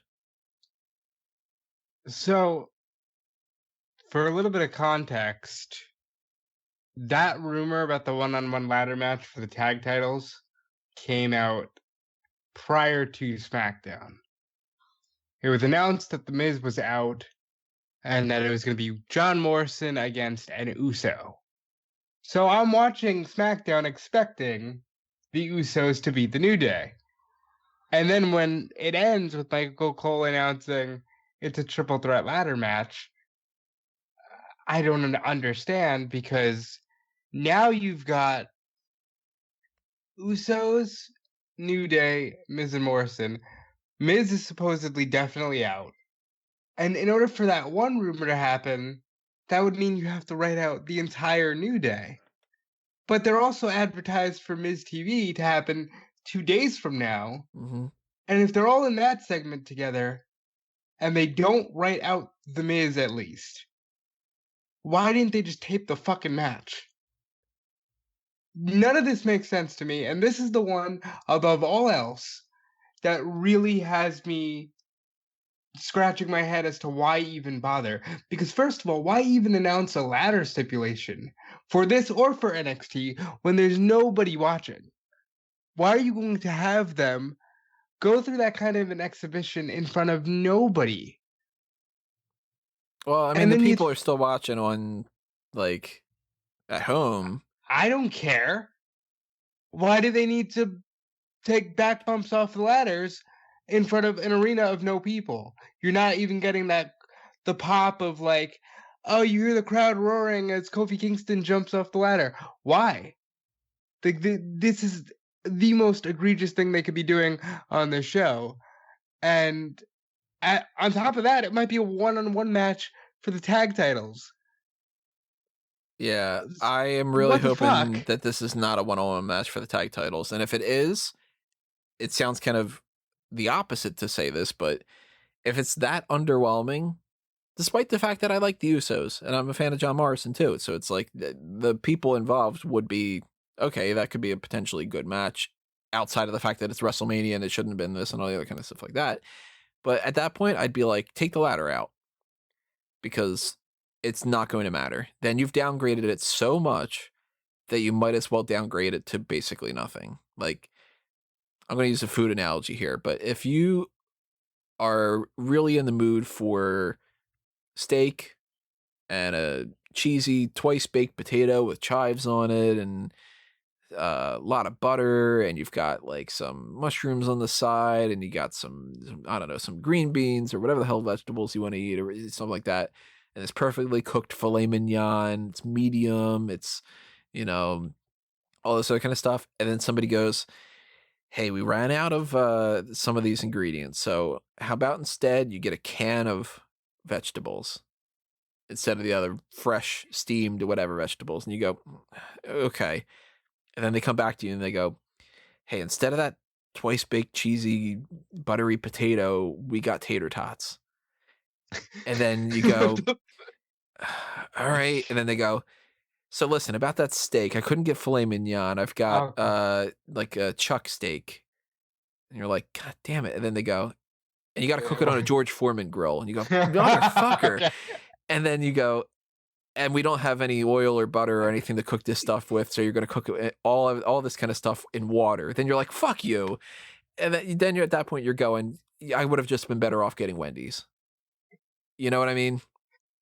So if you're going to go in that direction of just replacing this all, and you're supposed to have this triple threat tag team match with ladders involved and the titles on the line and all this other kind of stuff in front of 80,000 people and this big set with this pirate ship and all this, and you, to use my phrase, boil it down to it's Jey Uso against John Morrison in a ladder match for the tag titles, just don't do it. Just have Morrison against one of them in an exhibition. Don't put the titles on the line. No ladder, no whatever. And just save this match and do it later. You know? I'll be very underwhelmed if they do that. But if they do Morrison against the New Day and the Usos in a match or something, then maybe it's not going to be that bad. I don't know. We don't know. It's Wednesday afternoon, and they haven't clarified this yet. And it seems like the Miz TV segment is either going to be how they clarify it, or worse off, the Miz TV segment is going to have everybody involved, and they're going to act like this is going to happen. And then they're going to wait, and then after WrestleMania starts, they're going to go, yeah, by the way, it's changed. I really hope not, because unless they taped SmackDown on Tuesday and everybody went home, and then on Wednesday, suddenly nobody was feeling it. Why else would you not? No, you know what? That's not even an excuse. They're still taped. You can still, tape something real quick with Hunter that says Miz is out, Roman's out, blah, blah, blah. Like, why are you doing this when we know all these guys are out? I still maintain something that I mentioned before. When they knew that they were going to have to film all this stuff ahead of time, they should have booked people in blocks. It should have been, we're going to film everything that The Miz and John Morrison and the New Day and the Usos are going to do for the next bunch of weeks. Whether it's the WrestleMania thing, it's this, it's that. We're going to film everything that those people have to do, and then they go home and they stay home. We're going to film everything that The Undertaker has to do. We're going to film everything Shayna Baszler, Becky Lynch have to do, et cetera, et cetera. Instead of saying, we're going to bring everybody in on this day, and then we're going to bring everybody in on this day. Because that, even just on the health precaution side of things, is the stupidest way to go about things. Now they're running into situations like this. If they would have filmed it ahead of time, they probably could have done this match the way that they were expecting to do it. They could have done the Goldberg match 2 weeks ago. They could have done that, yeah. So I assume they were so preoccupied about the thought of spoilers getting out, or they were so adamant that they could get this done live. That's so that they let their pride come before. Well, the arguably the biggest fall that their company's faced in terms of a television product in a very, very long time, if ever. Yeah, this might be the I wouldn't say ever. I mean, 95 was pretty rough, but it's like they had a show going on then, though. Yeah, no, but probably a lot of fans wish they hadn't. but it's this whole like stalling, not telling people plans have changed, even though hardcore wrestling fans are very much aware of the fact that plans are changing. They're probably hoping on the fact that because WrestleMania drives a lot of casuals, that they can keep promoting it's Roman Reigns versus Goldberg until the very last minute, and then, oh, surprise, it changed last minute, and so we're going to have this match instead. And so, okay, we've already got you watching, so you might as well stick around and keep watching it, that type of thing. I think that because of what Callum's saying is so accurate, it's a good time to talk about they're offering Mania on the Fox Sports app this year. They're offering it on Fight. And I'm like, this is not the time to be like, hey, you want to pay $60 for the, what the fuck? There's certain things, like we haven't even gotten to some of the stuff on this card that I'm actually looking forward to. But a lot of this has just made me outright lose my passion for wrestling because I'll give you an example. WWE and Triple H did an interview with Ariel Helwani, and 5 minutes in, he says, WWE is an essential service. And I know that's their gimmick, Callum, I know, but don't fucking do that. Not right now. It's not. WrestleMania isn't an essential anything.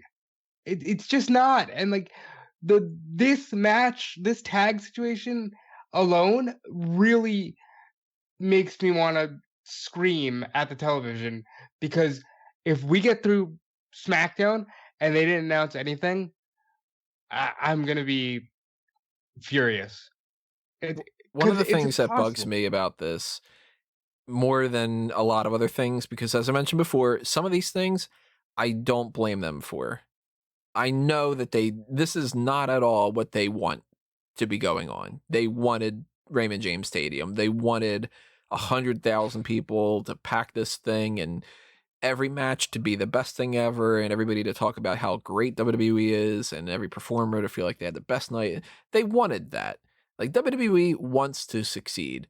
They might not want to put the effort into it, and they might not want to listen to fans, and they might not want to try to be creative, and they might not want to do a lot of those things on a regular basis. to succeed, but they want to succeed. So I don't blame them on some things. But one of the things I hate with a passion about WWE, and it's applicable more now than ever, is this stick my fingers in my ear, close my eyes, and just go, la, la, la, I'm not understanding, I don't hear you, la, la, la, la, kind of thing that they do. They do it so often with so many things, and they play this ignorance is bliss card, and they act like if they treat people like they do that too, that means that they have the manipulation and control powers that they need. Like, you never heard this phrase, it doesn't matter if you boo or cheer me, it just matters if you make noise, until the John Cena boos and the Roman Reigns boos were a thing. That became a company-wide buzz phrase policy that we should change our philosophy to make it an excuse for us to say, we're not failing. You're doing what we want you to do. Because everybody knows that that's not what they actually believe. If that was the case, and you gave them the option of saying, what would you rather have? The crowd 50-50 booing and cheering John Cena or Roman Reigns, or the same amount of noise, but everybody cheering the guy that you want them to cheer? They would go, oh my God, there's no comparison. I want them to cheer. And that proves that that's fake. And WWE does this with freaking everything, where if it was a shitty pay-per-view that just went down, Michael Cole's telling you that was a monumental night. You should have checked out Great Balls of Fire. It was the best thing in the world. Oh, there's a legendary feud between these people. Oh my God, this storied rivalry between whatever. Oh, you never know what's going to happen between Rusev and Lana and Bobby Lashley. Whatever. This feud's been incredible over the past 9 months or whatever. Like, they act like everything is amazing because they think that if they act like everything's amazing, you're going to just go, yeah, it is. You're right. Because we're idiots and we just whatever. That's their philosophy. And it bugs me so much in this time frame when we're watching Monday Night Raw or SmackDown or something, and they're purposely not saying anything. And they're using phrases like prevailing circumstances. And they're not addressing the fact that there's a pandemic going on. And they're trying to act like, hey, now WrestleMania is too big for one night. Isn't that a kind of fun buzz phrase that we're going to use? In fairness to them, even though that is a very WWE thing, I'm seeing like YouTubers at low levels even saying, well, prevailing circumstances. And it's like almost like if you're an entertainer, don't say coronavirus for some stupid reason, as if we're supposed to not act like there's a pandemic. Hell, for that matter, is this fucking Voldemort? Like the thing you can't fucking say. AEW doesn't even say coronavirus or COVID-19. They'll say it in like press releases, but they won't say it on air. But I will give them more credit though, because AEW has been more so along the lines of saying, well, you know, we got this crappy situation going on, but we're going to do whatever we can to try to make things work. And WWE is more like, here's the difference. AEW goes, we want to promote this blood and guts match, and we can't do it with all this kind of stuff. We would have done it if we could have, but we really can't. So we're going to try to give you guys something else instead. How about we run a tournament? That's something interesting. And we run this, and they were going to debut a new title. Maybe they weren't planning on doing this right then. Maybe they were. I don't know. But, you know, we're going to hold off on this until we can do it. And we're going to try to film things. We're going to be safe, and we're going to do that. And hopefully you guys enjoy it. And WWE is like, I guarantee you, the way that they address this whole thing with the tag team titles, they're going to be like, oh my God, and this just got better. Now it's John Morrison against Jimmy Uso. Isn't that great? And Byron Saxton will be like, I can't wait for Jimmy Uso or Jey Uso to fight John Morrison in a ladder match. This is even better than it was before. And it's like, fuck you, you know? It's very They Live. It's very obey kind of propaganda. Like, just, no matter what company it is, no matter what commercial it is, I have so much more respect for any kind of business if they're honest with me. I might not buy the product, I might not whatever, but to me, if you know, if I don't drink soda, but like there's Coke and Pepsi. If Coke is sitting there going, hey, you should buy Coke. We think that it tastes good. And we think that we are priced pretty well. And lots of people like Coke, so you might like it too. If they run that commercial, I'd be like, all right, like that's respectable. And if Pepsi in reverse is like, here's Kendall Jenner and she's handing a Pepsi to somebody or whatever. Is that the one, Kendall? I don't know. They're all the same. I don't give a shit. It was one of the Kardashians, and yeah, that didn't work out too well. You know, that's talk about a thing that needs to merge. All the Kardashians need to merge to one person. And they need to merge into a single entity. Just Kardashian. That's all they are. But you know, if that's the whole like, you know, well, we're gonna get people talking like that, and that's gonna do that. Now I don't want to buy your product because now you're trying to do some kind of smoke and mirrors magic crap to convince me that, you know, this person endorsed this product and I should do that because of that too. No, I don't need to see people throwing a frisbee in slow motion at a park with a dog running around and a picnic in the backyard telling me about Flonase is going to help me with my allergy problems. I want you to tell me Flonase helps with allergy problems. You got a stuffy nose? Shoot this up your nose and it'll work. And then maybe I'll try the Flonase. But I don't want to have the old couple drinking lemonade on the fucking porch. You know what I mean? So it's like if WWE were to just say on, like they do this Miz TV thing and then they cut in and they say something like, hey, unfortunately, we ran into a situation where people are not going to be able to perform. So instead, this weekend at WrestleMania, it's going to be one of the Usos against John Morrison. Sorry, that's what we're trying to do here. We hope you enjoy it. I would be like, okay, I understand. Thank you for trying to do what you're trying to do. And if they do this whole thing where it's like, WrestleMania is too big for one night, and so is the tag titles, and we're just having this, and aren't you excited? And Jerry Lawler is like, you know, then I'm just going to be like, oh, God damn it. You know what I mean? Like, give me the benefit of the doubt that I'm not a moron, and it'll go a long way. So we don't know what's happening with this match. It went from being the match that I was one of the most excited to being perhaps the thing that I will complain the most about. And now I have no idea who wins because we don't know who's in the match and any of that. I kind of assumed that the Usos were going to win beforehand, but now I have no idea.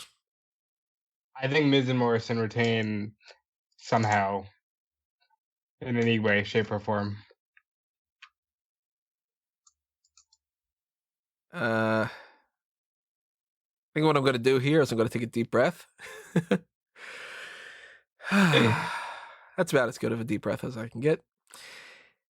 And talk about some plugs. Why not? We still have 7 more matches to talk about. Are you fucking serious? There's 7 more matches. Well, I mean, in fairness, we spent a lot of time talking about a lot of shit that we don't care about. Why are we wasting so much time building up to this? This is a show that realistically, nobody gives a fuck about because it's not WrestleMania, even though it says WrestleMania on it. So why can't we let's just get these plugs out of the way, move on to the next matches, and let's go home, for Christ's sake. Well, if you want us Who the fuck cares? WrestleMania 36 is dead. If you agree and you want us to just go home, donate to the Patreon. No, in the future, we will be doing whatever we will be doing. It all depends on what's happening with WWE's tapings and all this other kind of stuff. We are going to do lots of weird things probably over the course of the next 30 days or so. And one way for you to take advantage of that and try to kind of like steer the ship in some way is Patreon.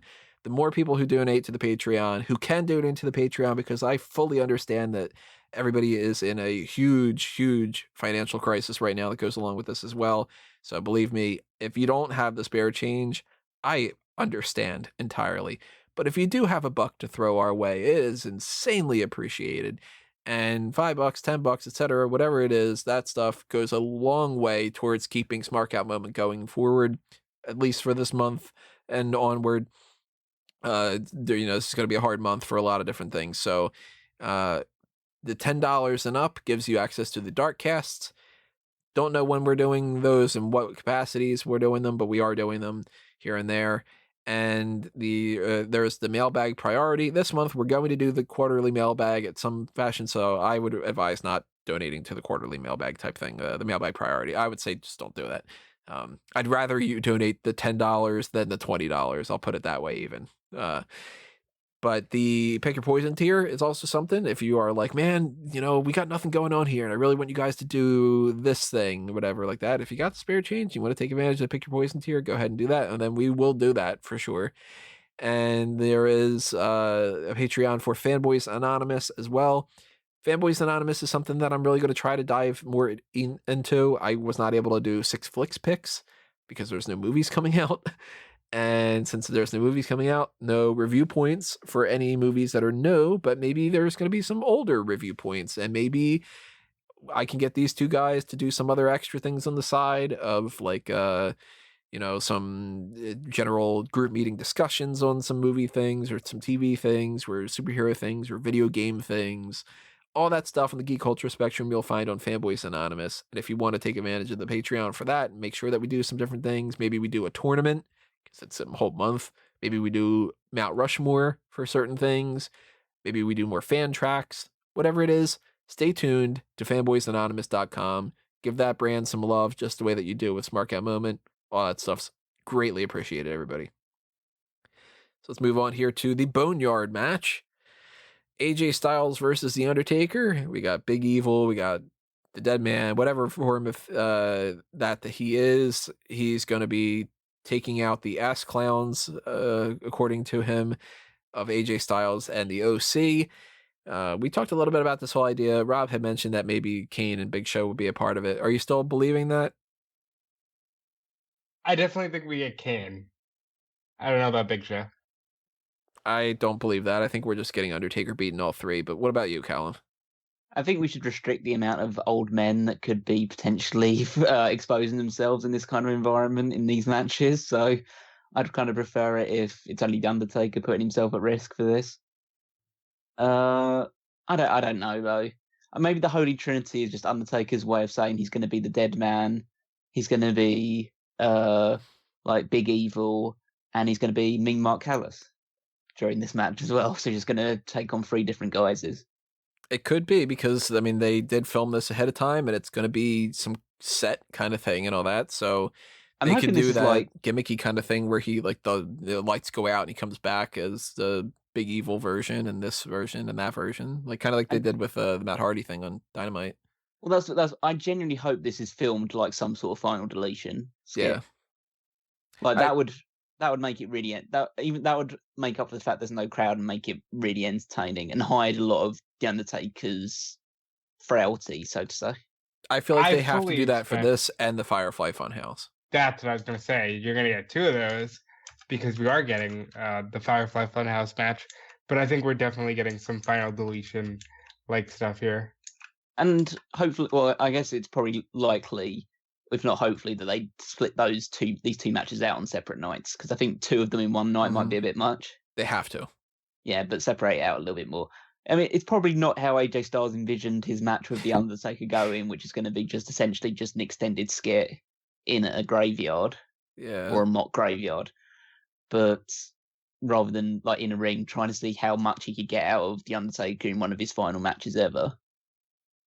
But yeah, it's I think they can still make it fun by doing that, having that element to it. Have like Gallows and Anderson, because they've got no credibility anymore. Just have them goof around, take a few like pratfalls into open graves or something like that. Actually, that might be a bit bad taste at this point in time.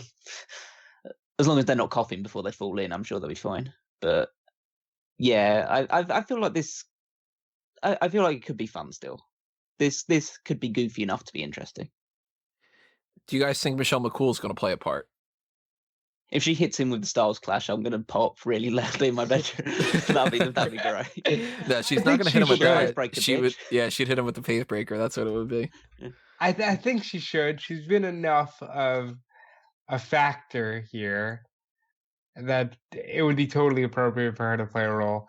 I won't drone on. I did love The Undertaker's promo on Monday just because I went, fucking finally, he's going to be a little real in these circumstances so that we're not like, oh, hey, look at the dude playing Magical Wizard with nobody in attendance. I enjoyed him being real. Big Evil was never Well, I enjoyed Big Evil more than the babyface badass, but I never liked that version of him over the Deadman. But it really is appropriate here, so it was a pleasure to see that come out. What do you think is going to be better as far as the sets, the Firefly Funhouse or the Boneyard match? This 100% this. I don't know. I don't know how much they'd sink their production values into. If the Firefly Funhouse is essentially just a revamped version of what was it, the House of Horror, the House of Horrors match, then this will probably end up looking better. I just the worry that I have about it is how dark this is going to be.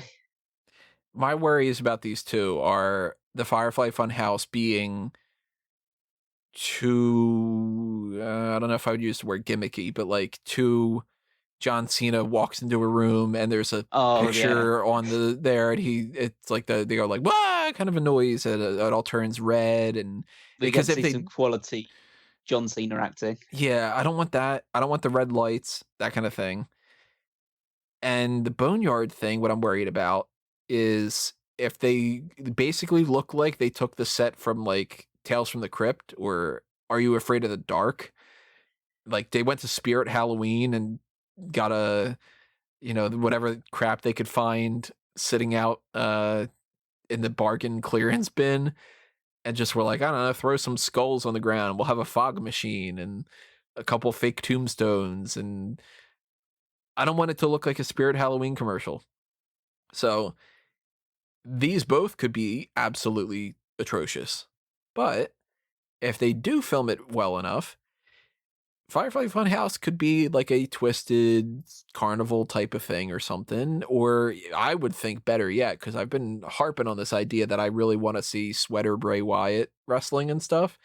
I would rather it be almost like the playtime fun set kind of, what's the name of a Pee-wee's Playhouse type of a thing or something like that. Like I never liked that show, but that fits the gimmick. And I would rather see John Cena and Bray Wyatt fighting where they're smashing each other through little kiddie tables and stuff like that than to have the whole, like, I'm in a dark room in a hallway now and it's the red lights and there's a picture at the end of the hallway of John Cena with his eyes crossed out. Like, I don't want to see that kind of stuff. Well, since we're here, can we merge their predictions for both? Yeah. Yeah, I think with John Cena and Bray Wyatt, it makes sense to have the match now that Wyatt is no longer the champion. Cena seems like a fit for him because of the history, and they've brought up the history, and I feel like it's been as well as they probably could do with the story, considering the circumstances that have befallen them. But I feel like what the Firefly Funhouse will be a mixture of him fighting the sweated Bray Wyatt in the mixture of the Playhouse stuff, going through, like, putting his head through dollhouses. Cena will probably get attacked by the Bray Wyatt's, like Abby the Witch and people like that, and Rambling Rabbit. But Rambling Rabbit has to help John Cena. He's got to be all, he makes the save. But then it will there'll be like a conversion point or a point where it just goes to a darker, crueler edge, and that'll be where the Fiend comes in and starts beating on Cena a little bit more.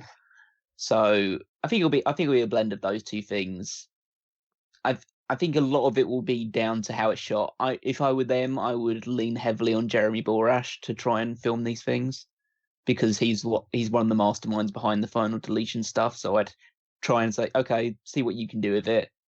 But they'll probably give it to Kevin Dunn, so there'll be 50 million camera angles taken throughout this entire thing. So that part I probably won't look forward to. But I'm kind of I have a bit more hope for these matches, just because there doesn't need to be a crowd involved for them to be somewhat interesting and exciting. They can play around with sound effects, they can play around with different camera angles and shots and different approaches to try and build an atmosphere to it, rather than need to rely so heavily on the crowd noise that goes along with it. I would also agree that these are the matches I'm looking forward to the most, because I really think that you're in weird circumstances anyway. Just, embrace it and do something special. I would love a full-on fever dream moment where Rambling Rabbit can like get some enhancer or whatever, turns Bray Wyatt into the Fiend, and just have a moment where he beats the shit out of Bray Wyatt for killing him 20 times. Do we get Justin Gabriel back as the bunny? Yeah, exactly. No, I would love it like an amazing situation where like Bray Wyatt knocks down John Cena and he wakes up as Rambling Rabbit. Like he's dressed in the bunny costume and so he's fighting Bray Wyatt as Rambling Rabbit. You guys seen Donnie Darko? I haven't seen it, no. Yes. There's a character that's in a rabbit costume the whole movie. Maybe we're gonna get Frank the Rabbit. Isn't he like the omen of death in that whole movie? Yeah. Maybe that's Rambling Rabbit's That's what we need. That is exactly what we need. I'm kind of hoping that the Boneyard match, funny enough, is a ring set up in a cemetery.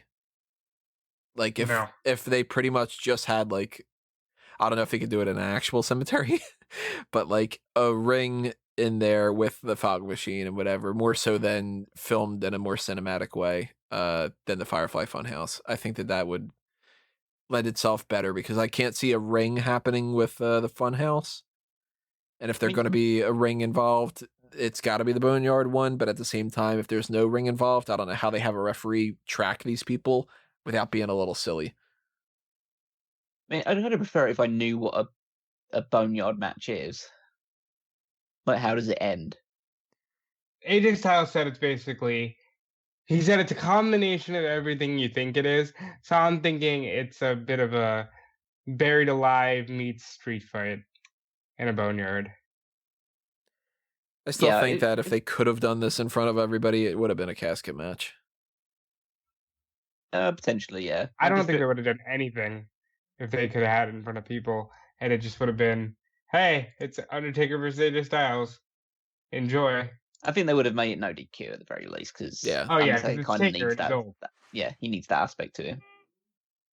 But so as far as predictions go, Undertaker wins the Boneyard match. Yeah. Yep.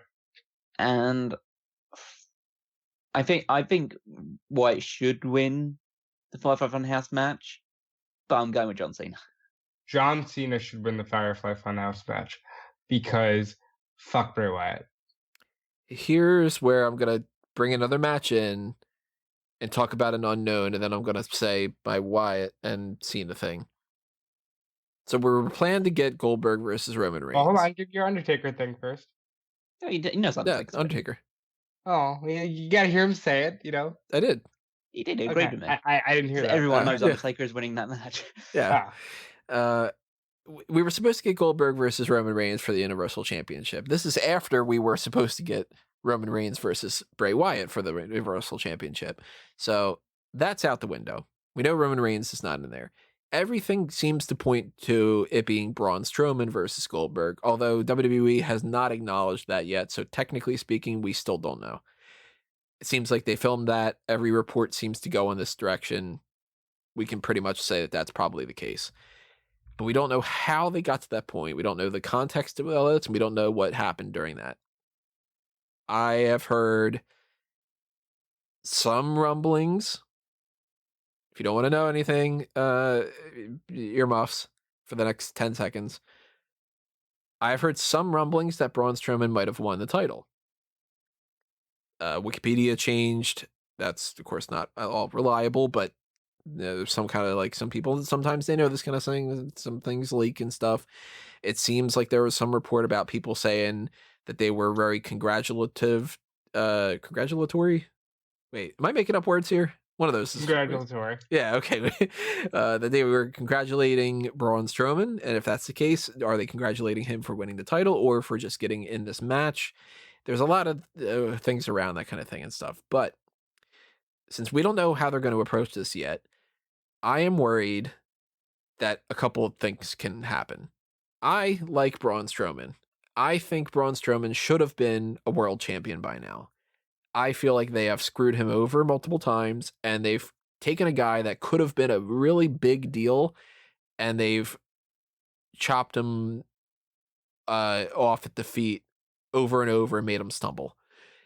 there's been at least 2 or 3 instances, I think, where they should have given him a championship, and since they didn't, they're out of chances.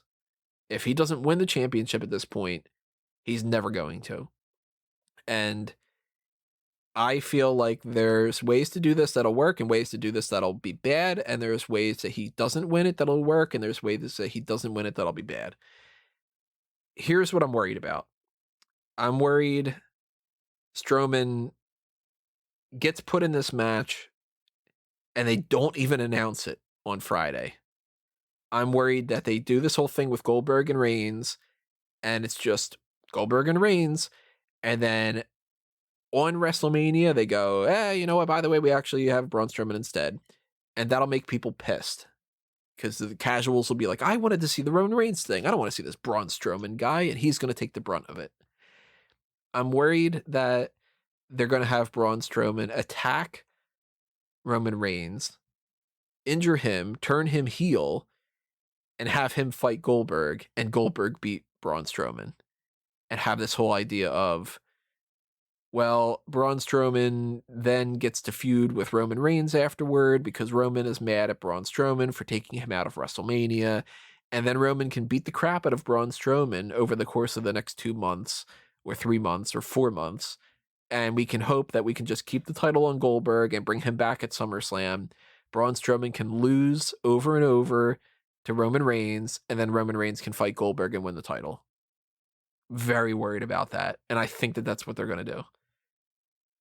What I think could work is if Braun Strowman turns heel, beats Goldberg for the championship, and eventually we get Goldberg versus Roman Reigns at SummerSlam after Roman beats Braun Strowman for the title. I don't think that that's really great, but it could work. But I even more so would want to see happen, and I don't buy into it happening at all, not in the slightest bit, but I would want this to happen. As a Braun Strowman fan, Goldberg injures Roman Reigns. Because Goldberg was kind of the heel in this situation a little bit because people booed the idea that he beat The Fiend. And Braun Strowman steps up to challenge Goldberg, and Braun Strowman beats Goldberg. And that's like a triumphant moment kind of thing. All of these situations are weak. This is a long-winded way for me to get around to John Cena versus Bray Wyatt. But here's what I'm thinking. If Braun Strowman is a babyface and he beats Goldberg, he can feud with The Fiend. And we can hold off on Roman Reigns. And Roman can stay home. And that is more important than most any other types of variations of this.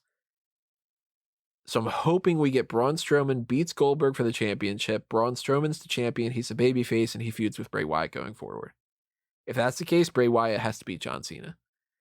If none of this is at all what they're planning on doing, and they want to just do Goldberg stays the champion, Braun Strowman's a heel, whatever the case may be, we did Roman Reigns, we'll do it when we can, all that other kind of stuff, then John Cena might as well beat Bray Wyatt because it doesn't matter. Bray Wyatt's not doing shit.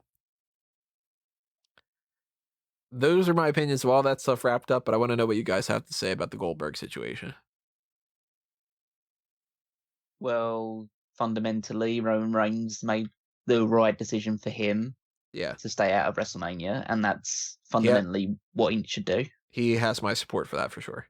Yeah, absolutely. And 100%. If WWE had been smart and proactive about WrestleMania, and not been so stubborn, sticking to their values, they could have filmed a match between Roman Reigns and Goldberg like 2-3 weeks ago when things were a bit safer, and Roman wouldn't have felt like he had to pull himself out of WrestleMania to avoid putting himself in a situation which he would have been uncomfortable with. But that's now out of the window. I fundamentally disagree, considering Braun Strowman's recent comments that he should be rewarded with a World Championship match at WrestleMania. I feel like his attitude towards independent wrestlers who are struggling at this point in time, in a position where he currently has a very much protected salary, is very narrow-minded. Yeah, it's very narrow-minded. It's very ignorant of other people's hardships. Yeah, I don't endorse that at all. No, and I'm not saying that should alienate him from winning the championship or anything, or someone can't learn from this. I just feel like having gone from saying that stuff to then being like chosen to be the next challenger for the world title is a bad look for the company. I'd much prefer. I would say I'd say much for anyone. Like it would still need to be someone worthwhile. I would prefer, realistically, Goldberg to face Triple H for the world championship instead. Even though that's two part-timers going for it. If you're desperate to get a title off Goldberg, then Triple H would maybe make sense. But if you're going to do that, then give it to Braun Strowman. At least that's a full-time guy, and you get to give him the world championship that has eluded him for his entire career. I can't say that I'd particularly be looking forward to the match. I mean, I would look forward to Reigns versus Goldberg because I think Reigns is a good enough worker that he'd be able to get the best out of Goldberg. They'd have a decent, like, 3 to 6 minute long match, and Reigns would win and get the title, and that'd be like the crowning glory from coming back from his leukemia illness and finally reclaiming his spot on top of the mountain. With Strowman, it feels like he's forced into it. He just lost the Intercontinental Championship, so he's not even on a good flow of momentum at this point in time. They just said, okay, he's a big dude. Let's put him against Goldberg instead. So it doesn't feel special. It doesn't feel like the big moment that Braun Strowman's first title win after all of these failed attempts should be. But at the end of the day, nothing is perfect in this scenario. So if that match is going to happen, I would very much believe that Strowman would win the title. But again, I wouldn't be 100% convinced that Goldberg won't retain, hold on to it to a point where he can drop it to Roman Reigns, and that'll be the plan all along. Because who knows, then we might not get any new wrestling between like the end of WrestleMania and 3 to 4 months down the line. So you might as well keep the title on Goldberg, because at least he'll be just as absentee a champion as Braun Strowman would be, or anybody would be at this point. Now, in a perfect world, given all the circumstances, they would say, all right, John Cena, Bray Wyatt, Firefly Funhouse match. That's night 1. Winner of that match faces Goldberg night 2. That's a simple way to get to, hey, look, it's John Cena versus Goldberg. Not a bad match. Not a bad, I know you wanted Roman. I know we advertised Roman, but Cena versus Goldberg, that's something. Yeah. You could have done that. I highly doubt they did. Again, the spoilers are what they are. We don't fully have confirmation on any of that, though. Braun Strowman doesn't make sense outside of he's big and Goldberg likes to fight big guys because he's a superhero. I'll be honest. I think Braun should turn heel. I think he should lose to Goldberg. I don't think Braun Strowman should be awarded the title here. I think it's a lame workaround, and it doesn't even matter. Like Callum said, he might be as absentee a champion as Goldberg. Keep it on Goldberg. Goldberg looks stronger for defeating the Monster Among Men and the Fiend, and then he drops it to Reigns at SummerSlam, if we get a SummerSlam or whatever show is next. I mean, realistically, with the value of hindsight, having looked at the card, it should be that Strowman should be facing Sami Zayn again to reclaim the Intercontinental Championship, and Daniel Bryan should be fighting for the World Championship. Yeah. More popular guy, more someone who people would just universally get behind as the Universal Champion. I don't think Goldberg would, even though he's a smaller guy, I don't think Goldberg would balk at the idea of dropping the title to Daniel Bryan.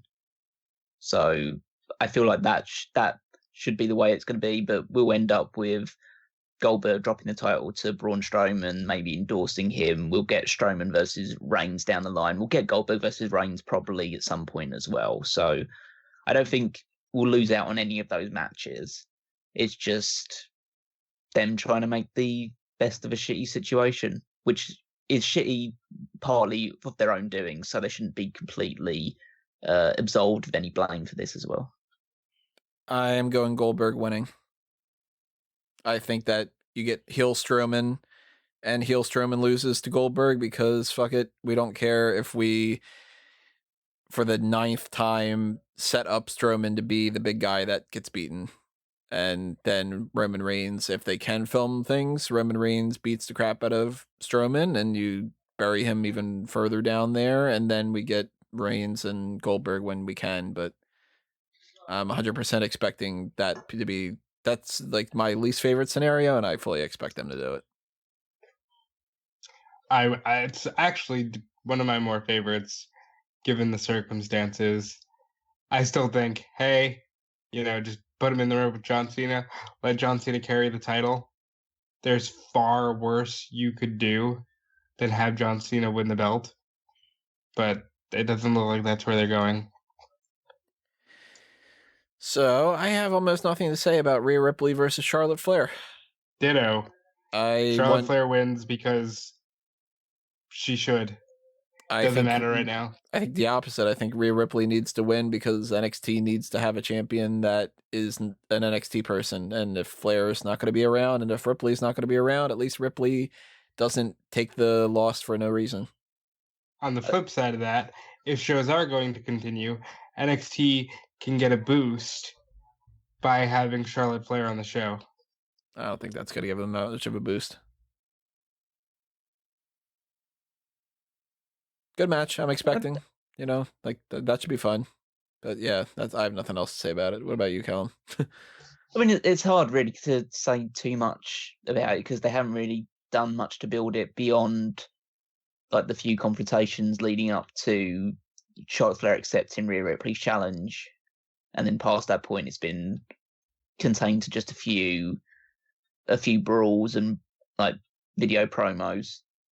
It's fundamentally Charlotte Flair shouldn't have won the Royal Rumble, but we've hammered that into home. I don't think anybody's in any disagreement about that, at least among us three. It should have been Shayna Baszler to win the Royal Rumble, but we'll move past that.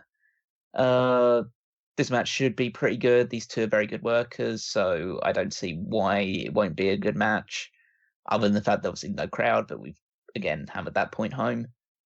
But yeah, there's really not much to say. I think that Charlotte Flair is going to win.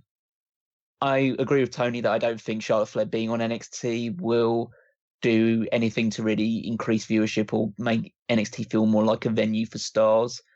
But I also believe that WWE thinks that that's the case. And so they'll give the title to the established Charlotte Flair. She gets another notch onto her. Like, just she's constant, like a 13-time champion then. Yeah, constant flows of things. We'll have to factor in the first reign, We'll have to see whether they class the NXT Championship as a World Championship, because they clearly don't class the NXT Men's Championship as a World Championship, because Drew McIntyre, the whole story of Drew McIntyre's feud with Brock Lesnar is that he's never won a World Championship before, even though he's been NXT champion. So, but yeah, Charlotte Flair will get that victory.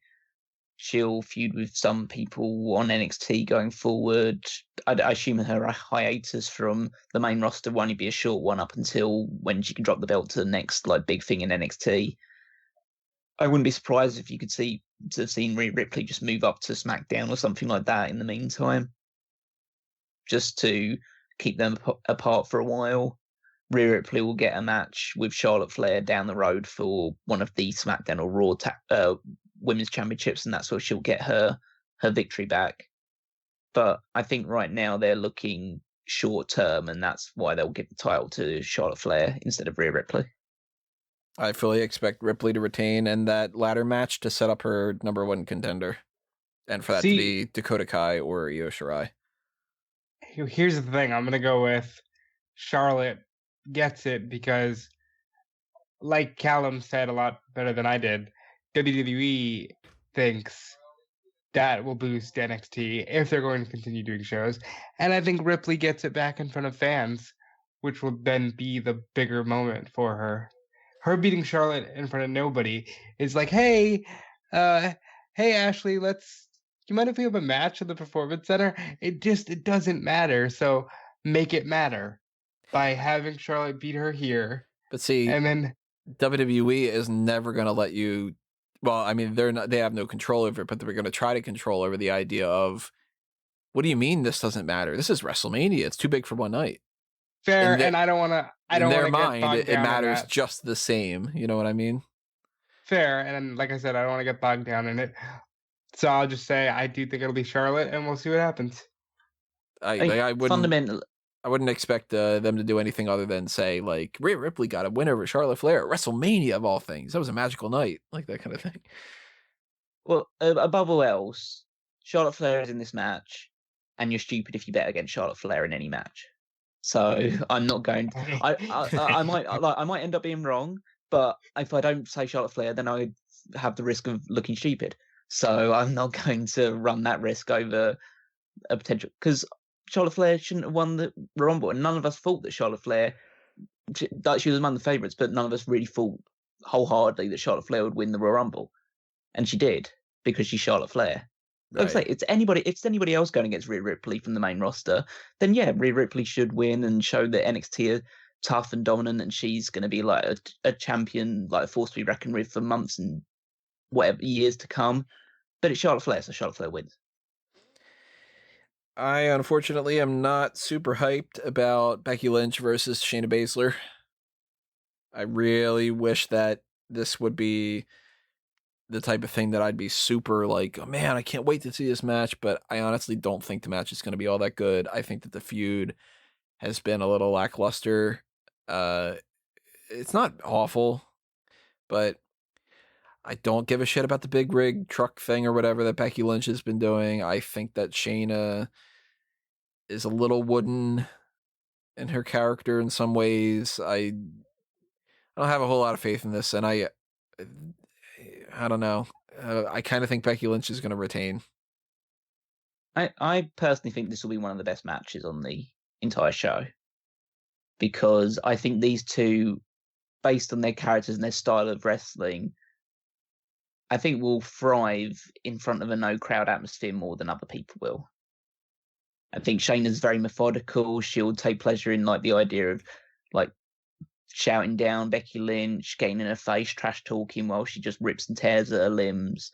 Becky Lynch will like fire back, show a lot of like heart and determination. And I think they could actually, I want to say thrive in the atmosphere, but would like become more adept in this sort of environment than a lot of other people that are more prone to like draw on the crowd reaction and draw on that element of it, rather than just like going to a mat and have just a legitimate fight. So I feel these two will rise to the occasion and produce something that a lot of people, a match better than people will be expecting. And I think that Shayna Baszler will win the Royal Women's title. I agree with everything Callum said, right down to Shayna Baszler winning the Raw Women's title. I'm kind of flipping a coin, and wouldn't shock me either way. So I'm like, well, either they keep the belt on Becky because this isn't the right time to do it and I get a new champion, or they go with Shayna because who cares and she's the next person in line and whatever. Like I don't honestly actually don't really care all that much. It's a shame to say, but yeah, I'm not feeling it. I am feeling Edge versus Randy Orton. It's a real shame this isn't happening in front of a lot of people, and their last man standing match would have, I'm sure, been significantly better if it would have been in the proper arena and with like all the tools available to them and all that. But more than anything, I'm just glad Edge is wrestling again. So I'm glass half full in that one at the very least. Like, this is awesome that Edge was able to come back. The feud with Orton's been some of the best stuff that they've done. And yay, Edge is back. So Edge wins. You know, like, yeah, I mean, what a sad for me in the sense that, like, had things been different, I might have been in the arena for this one. And Edge is my favorite wrestler. I'm just glad he's back. If I have faith in these two that they can still tell a great story, even minus the audience. Their promos have been, evidence of that. I think this will be great, and it's just a damn shame that Edge is about to put his body through some shit in front of nobody. Yeah, it's a shame that he doesn't get the stage to return in his first singles match that he should have gotten. But this match should be really great. These two know each other really well. They're both veterans with so much experience behind them. I think they'll use every single part of the arena that's available to them to try and demonstrate how, like, the vitriol and the ire that this feud has, like, built up between them. I think that this, by leaps and bounds, is the best built match for this WrestleMania. and it would have been the case whether it had ended up here as we are now or in where it was supposed to be, but in the Raymond James Stadium. But yeah, I'm just really, really stoked to see what sort of torture they put themselves through, because I feel like they'll, again, it's in the same way that the Becky Lynch Shayna Baszler thing. This feels like two people that just want to beat the shit out of each other. And that's fine for doing that in front of no crowd. You get the sense that these two would just do this if there was no crowd there, whereas some other matches like Elias versus King Corbin or even like Kevin Owens versus Seth Rollins, it feels like just a match where you just see in front of crowds. Whereas this feels like, okay, these two could just beat the shit out of each other in a back alley and they'd still show the same amount of intensity as they would do in front of an audience. Yeah. So I'm not feeling as down on this as I am for some other things, but we're all going Edge, right? Yeah, Edge needs to win. Yeah. And that means we're finally down to the last match. Brock Lesnar defending the WWE Championship against Drew McIntyre. If McIntyre wins, it's not going to be the WrestleMania moment that he was hoping for, but he'll at least be a world champion. You can always say from now on, Jinder Mahal is a former world champion. Like you get that credibility, you've got it forever type of thing. And if not, then the other options are they do some kind of thing where Brock Lesnar retains and they specifically hold off to just do a rematch to have him win in front of people. I'm going to be annoyed at that scenario, but at least I can understand their philosophy of if we have McIntyre win, he needs to win in front of people. I think that there's a chance that Brock Lesnar retains anyway, but I'm leaning more towards the idea that if he doesn't win the title here, McIntyre is winning the championship, and I kind of feel like they're probably just going to give it to him. That way, if they're able to film things, they've got a champion. I would assume that Brock probably doesn't want to keep flying and driving and doing all that kind of stuff. And the travel is harder for him too, because I think he lives in Canada. Mm-hmm. So it's kind of like, well, if we give McIntyre the title, even though the circumstances are not great, at least we know we've got our champion. And if we can film stuff in another state or whatever to give us some TV over the next couple of weeks or months or whatever, we've got our champion. So I'm going to go Drew McIntyre wins here. Yeah, this is obviously, again, circumstances are not what we would hope for, but they've built up McIntyre to be a strong challenger to Lesnar with the Royal Rumble stuff, and McIntyre getting the better of Lesnar with the Claymore kick stuff. And realistically, Lesnar hasn't really gotten a measure of revenge against McIntyre. I think these two being just like strong, tough guys that show a lot of power moves will be able to just throw themselves around the place, put a decent, it won't be a long match, but it'll be a decent sprint between these two. It's a potentially big moment for me because this is the first time I feel like, well, in definitely a long, long time, that we could get the first British World WWE Champion. No, he's going to be the first. Like, that's crazy to me. You think about the history of guys that have been there, that there's never been a British champion. Yeah, this belt is 60. This belt is nearly 60 years old, and there's never been a British World Champion. Admittedly, probably the only people that could really stake a claim to it in that time frame would have been, based on where they were pushed in WWE, is like the British Bulldog and Wade Barrett in that period when he was on top of the Nexus for a while. But this would be like a pretty big deal for McIntyre to just finally get that like albatross off our great nation's actually our pretty shitty nation at this point in time's back, but and he could claim that it's the title for Scotland instead, in which case we'll just wait even longer for. No, he's completely open to being the first British champion. Well, that's good, but yeah, I don't think it's a lock because they've shown in the past that they are willing to keep the title on Brock Lesnar if they feel like. Because at the end of the day, like we said earlier with the Goldberg stuff, if it doesn't matter if Lesnar's an absentee champion, if every champion you're going to have is an absentee champion for the next few months anyway. But I think it's realistic that they built McIntyre this strongly. they should follow through on it, even if it's not in circumstances that they would have hoped for. So I'm gonna throw out my logic here and say, give a cool visual for what I think could happen here. They fight all over the Performance Center, and Brock just gets to a point where he, I don't know, like SummerSlam with Randy, where he cuts him open, and McIntyre bleeds out, and you get people coming in from the back to stop the fight. Brock Lesnar wins by stoppage. We get to a place where there's people, and then McIntyre comes back and kicks the shit out of Brock Lesnar to win. I'd like to see Lesnar go over here because it doesn't mean as much, but I think McIntyre goes over because it's better to have a champion, if you're going to continue to film, that can be there all the time. Something we didn't address, and the last point I'm going to bring up, because this kind of applies to everything we've talked about. How much should WWE give the happy things for people in a time frame like this? Like, I don't think that this is a WrestleMania that obviously follows any kind of pattern from anything that we've come across before, but I also don't think that this is a WrestleMania that they can be like, all the heels win and everything that's going to piss everybody off, that's what we're going to go with and all that, because you're in a time frame where people aren't watching wrestling as it is, and people are not going to be watching wrestling if you're doing a bunch of clip shows, and they're not going to be watching if you piss them off on top of it.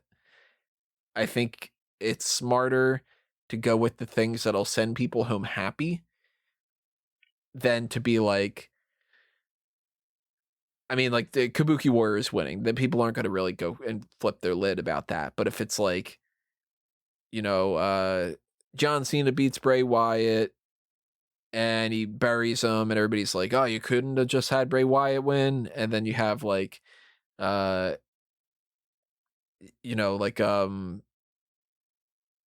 Sami Zayn retains against Daniel Bryan through some kind of DQ, and then like Brock Lesnar retains and Rhea Ripley loses, and you know what I mean? Like, if you start doing all that kind of stuff just to be like, well, that'll get people, they'll want to see the people come back and win their matches. No, the people are going to go, fuck this. WWE is just pissing me off. I'm going to binge watch Ozark, or, you know what I mean? Like, that's what people are going to do. Like, I think that it's not kind of the same as it was last year, because last year, as we talked about in the build to WrestleMania 35, they had 3 matches that they had to get right. Which was Kingston had to win the title, Rollins had to win the title, and Lynch had to win the title. Right. This year, I don't feel like anybody is... The only match I feel like people were invested a bit in super enough that they say, okay, this guy has to win his Edge Orton match. I think the rest of them, they just want to forget about the shitty situation that we're all in for a while. And I feel like if you want to get people some kind of entertainment to not feel as depressed and everything, if you give them all the results that they're supposed to be mad at, that's risky. Oh yeah. I'm not saying that all of them should be, but I don't think that people will go crazy if, Shayna Baszler beats Becky Lynch or right. stuff like that happens. As long as you give them a few like big wins, like you give them the Drew McIntyre win over Brock Lesnar, you give them Undertaker beating AJ Styles, you give them like Edge beating Randy Orton, you give them Daniel Bryan winning the Intercontinental Championship. You throw those kind of things in, then you can pepper it in with a few heels winning here and there as well. I don't think it should really, even though there is the argument that you do need to emphasize a lot of good feel-good stories because of the situation, I don't think that needs to be completely overall the idea of like telling a story that they want to come back to when wrestling returns to some kind of normality. I think what I would do to get people to feel happier by the end of the night, I'd end the first night with Edge beating Orton. And the match before that, if Shayna Baszler beats Becky Lynch, then I think that you do that match or that kind of thing. Or if, for some reason, if Flair beats Ripley, you do that match beforehand or something like that. Like, so that way it takes the sting away. And then night 2, McIntyre beats Lesnar as the main event. That way, yeah, the main events end in happy ways.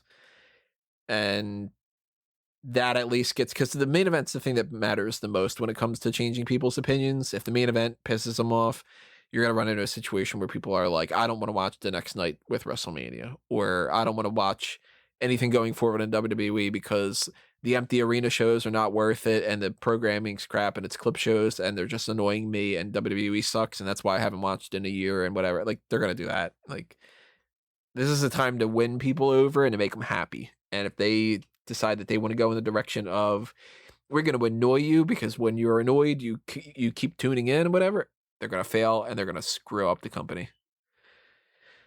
So we'll see. This could be an absolute mess. It could be better than what we're expecting. It's better than nothing in some ways, and in some ways it shouldn't have happened to begin with. But 2.5 hours in, we've talked about all the matches. We're not going to do any updates based off of any of the other updates. We will talk to you guys next when it comes to the post shows for these events. We're going to do a post show both nights. I am leaning more towards the direction of not doing them live after we were talking about doing them live with the other things and stuff, just because I am running across some other problems with the live feeds. So I want to try to figure them out. And if there's a chance that we get an opportunity to test some things out and we can do them live, then I'm going to try to. But if you subscribe and you ring that little notification bell, you'll be aware of if we go live. And if not, you'll be aware of when the videos get posted as they are. So stay tuned. Updates will happen on smarkoutmoment.com when they change some things around with the SmackDown tag titles and Universal title. And maybe we'll do a dark cast at the very least on Friday night or so. It kind of all depends on how busy everything is because everything's all crazy. But that is the game plan for now. Drop your comments below. Tell us what your thoughts are on our thoughts and your thoughts on anything else you want to chime in about. I've done my plugs for everything other than the merch shops, TeePublic and Redbubble. Just go ahead and check things out and buy some t-shirts or magnets or something if you're interested in that. Yeah, it's the same kind of stuff. Mango Tees, Fanboys Anonymous, Mark Out Moment, blah, blah, blah. But these guys have plugs as well. Rob? Yeah, you can follow me on Twitter at DudeFelice. Check out WrestleZone.com and Fightful.com to stay up to date on all the latest changes in the world of wrestling. And we'll see you here on Saturday and Sunday. Callum? Yeah, just check out all of the articles on smarkoutmoment.com, including my contribution, the power rankings, as well as everything else that's out there. And follow me on Twitter at Weekmaster14. See you on the weekend. Alrighty, everybody, that's it for the WrestleMania 36 Pay-Per-Viewpoint predictions.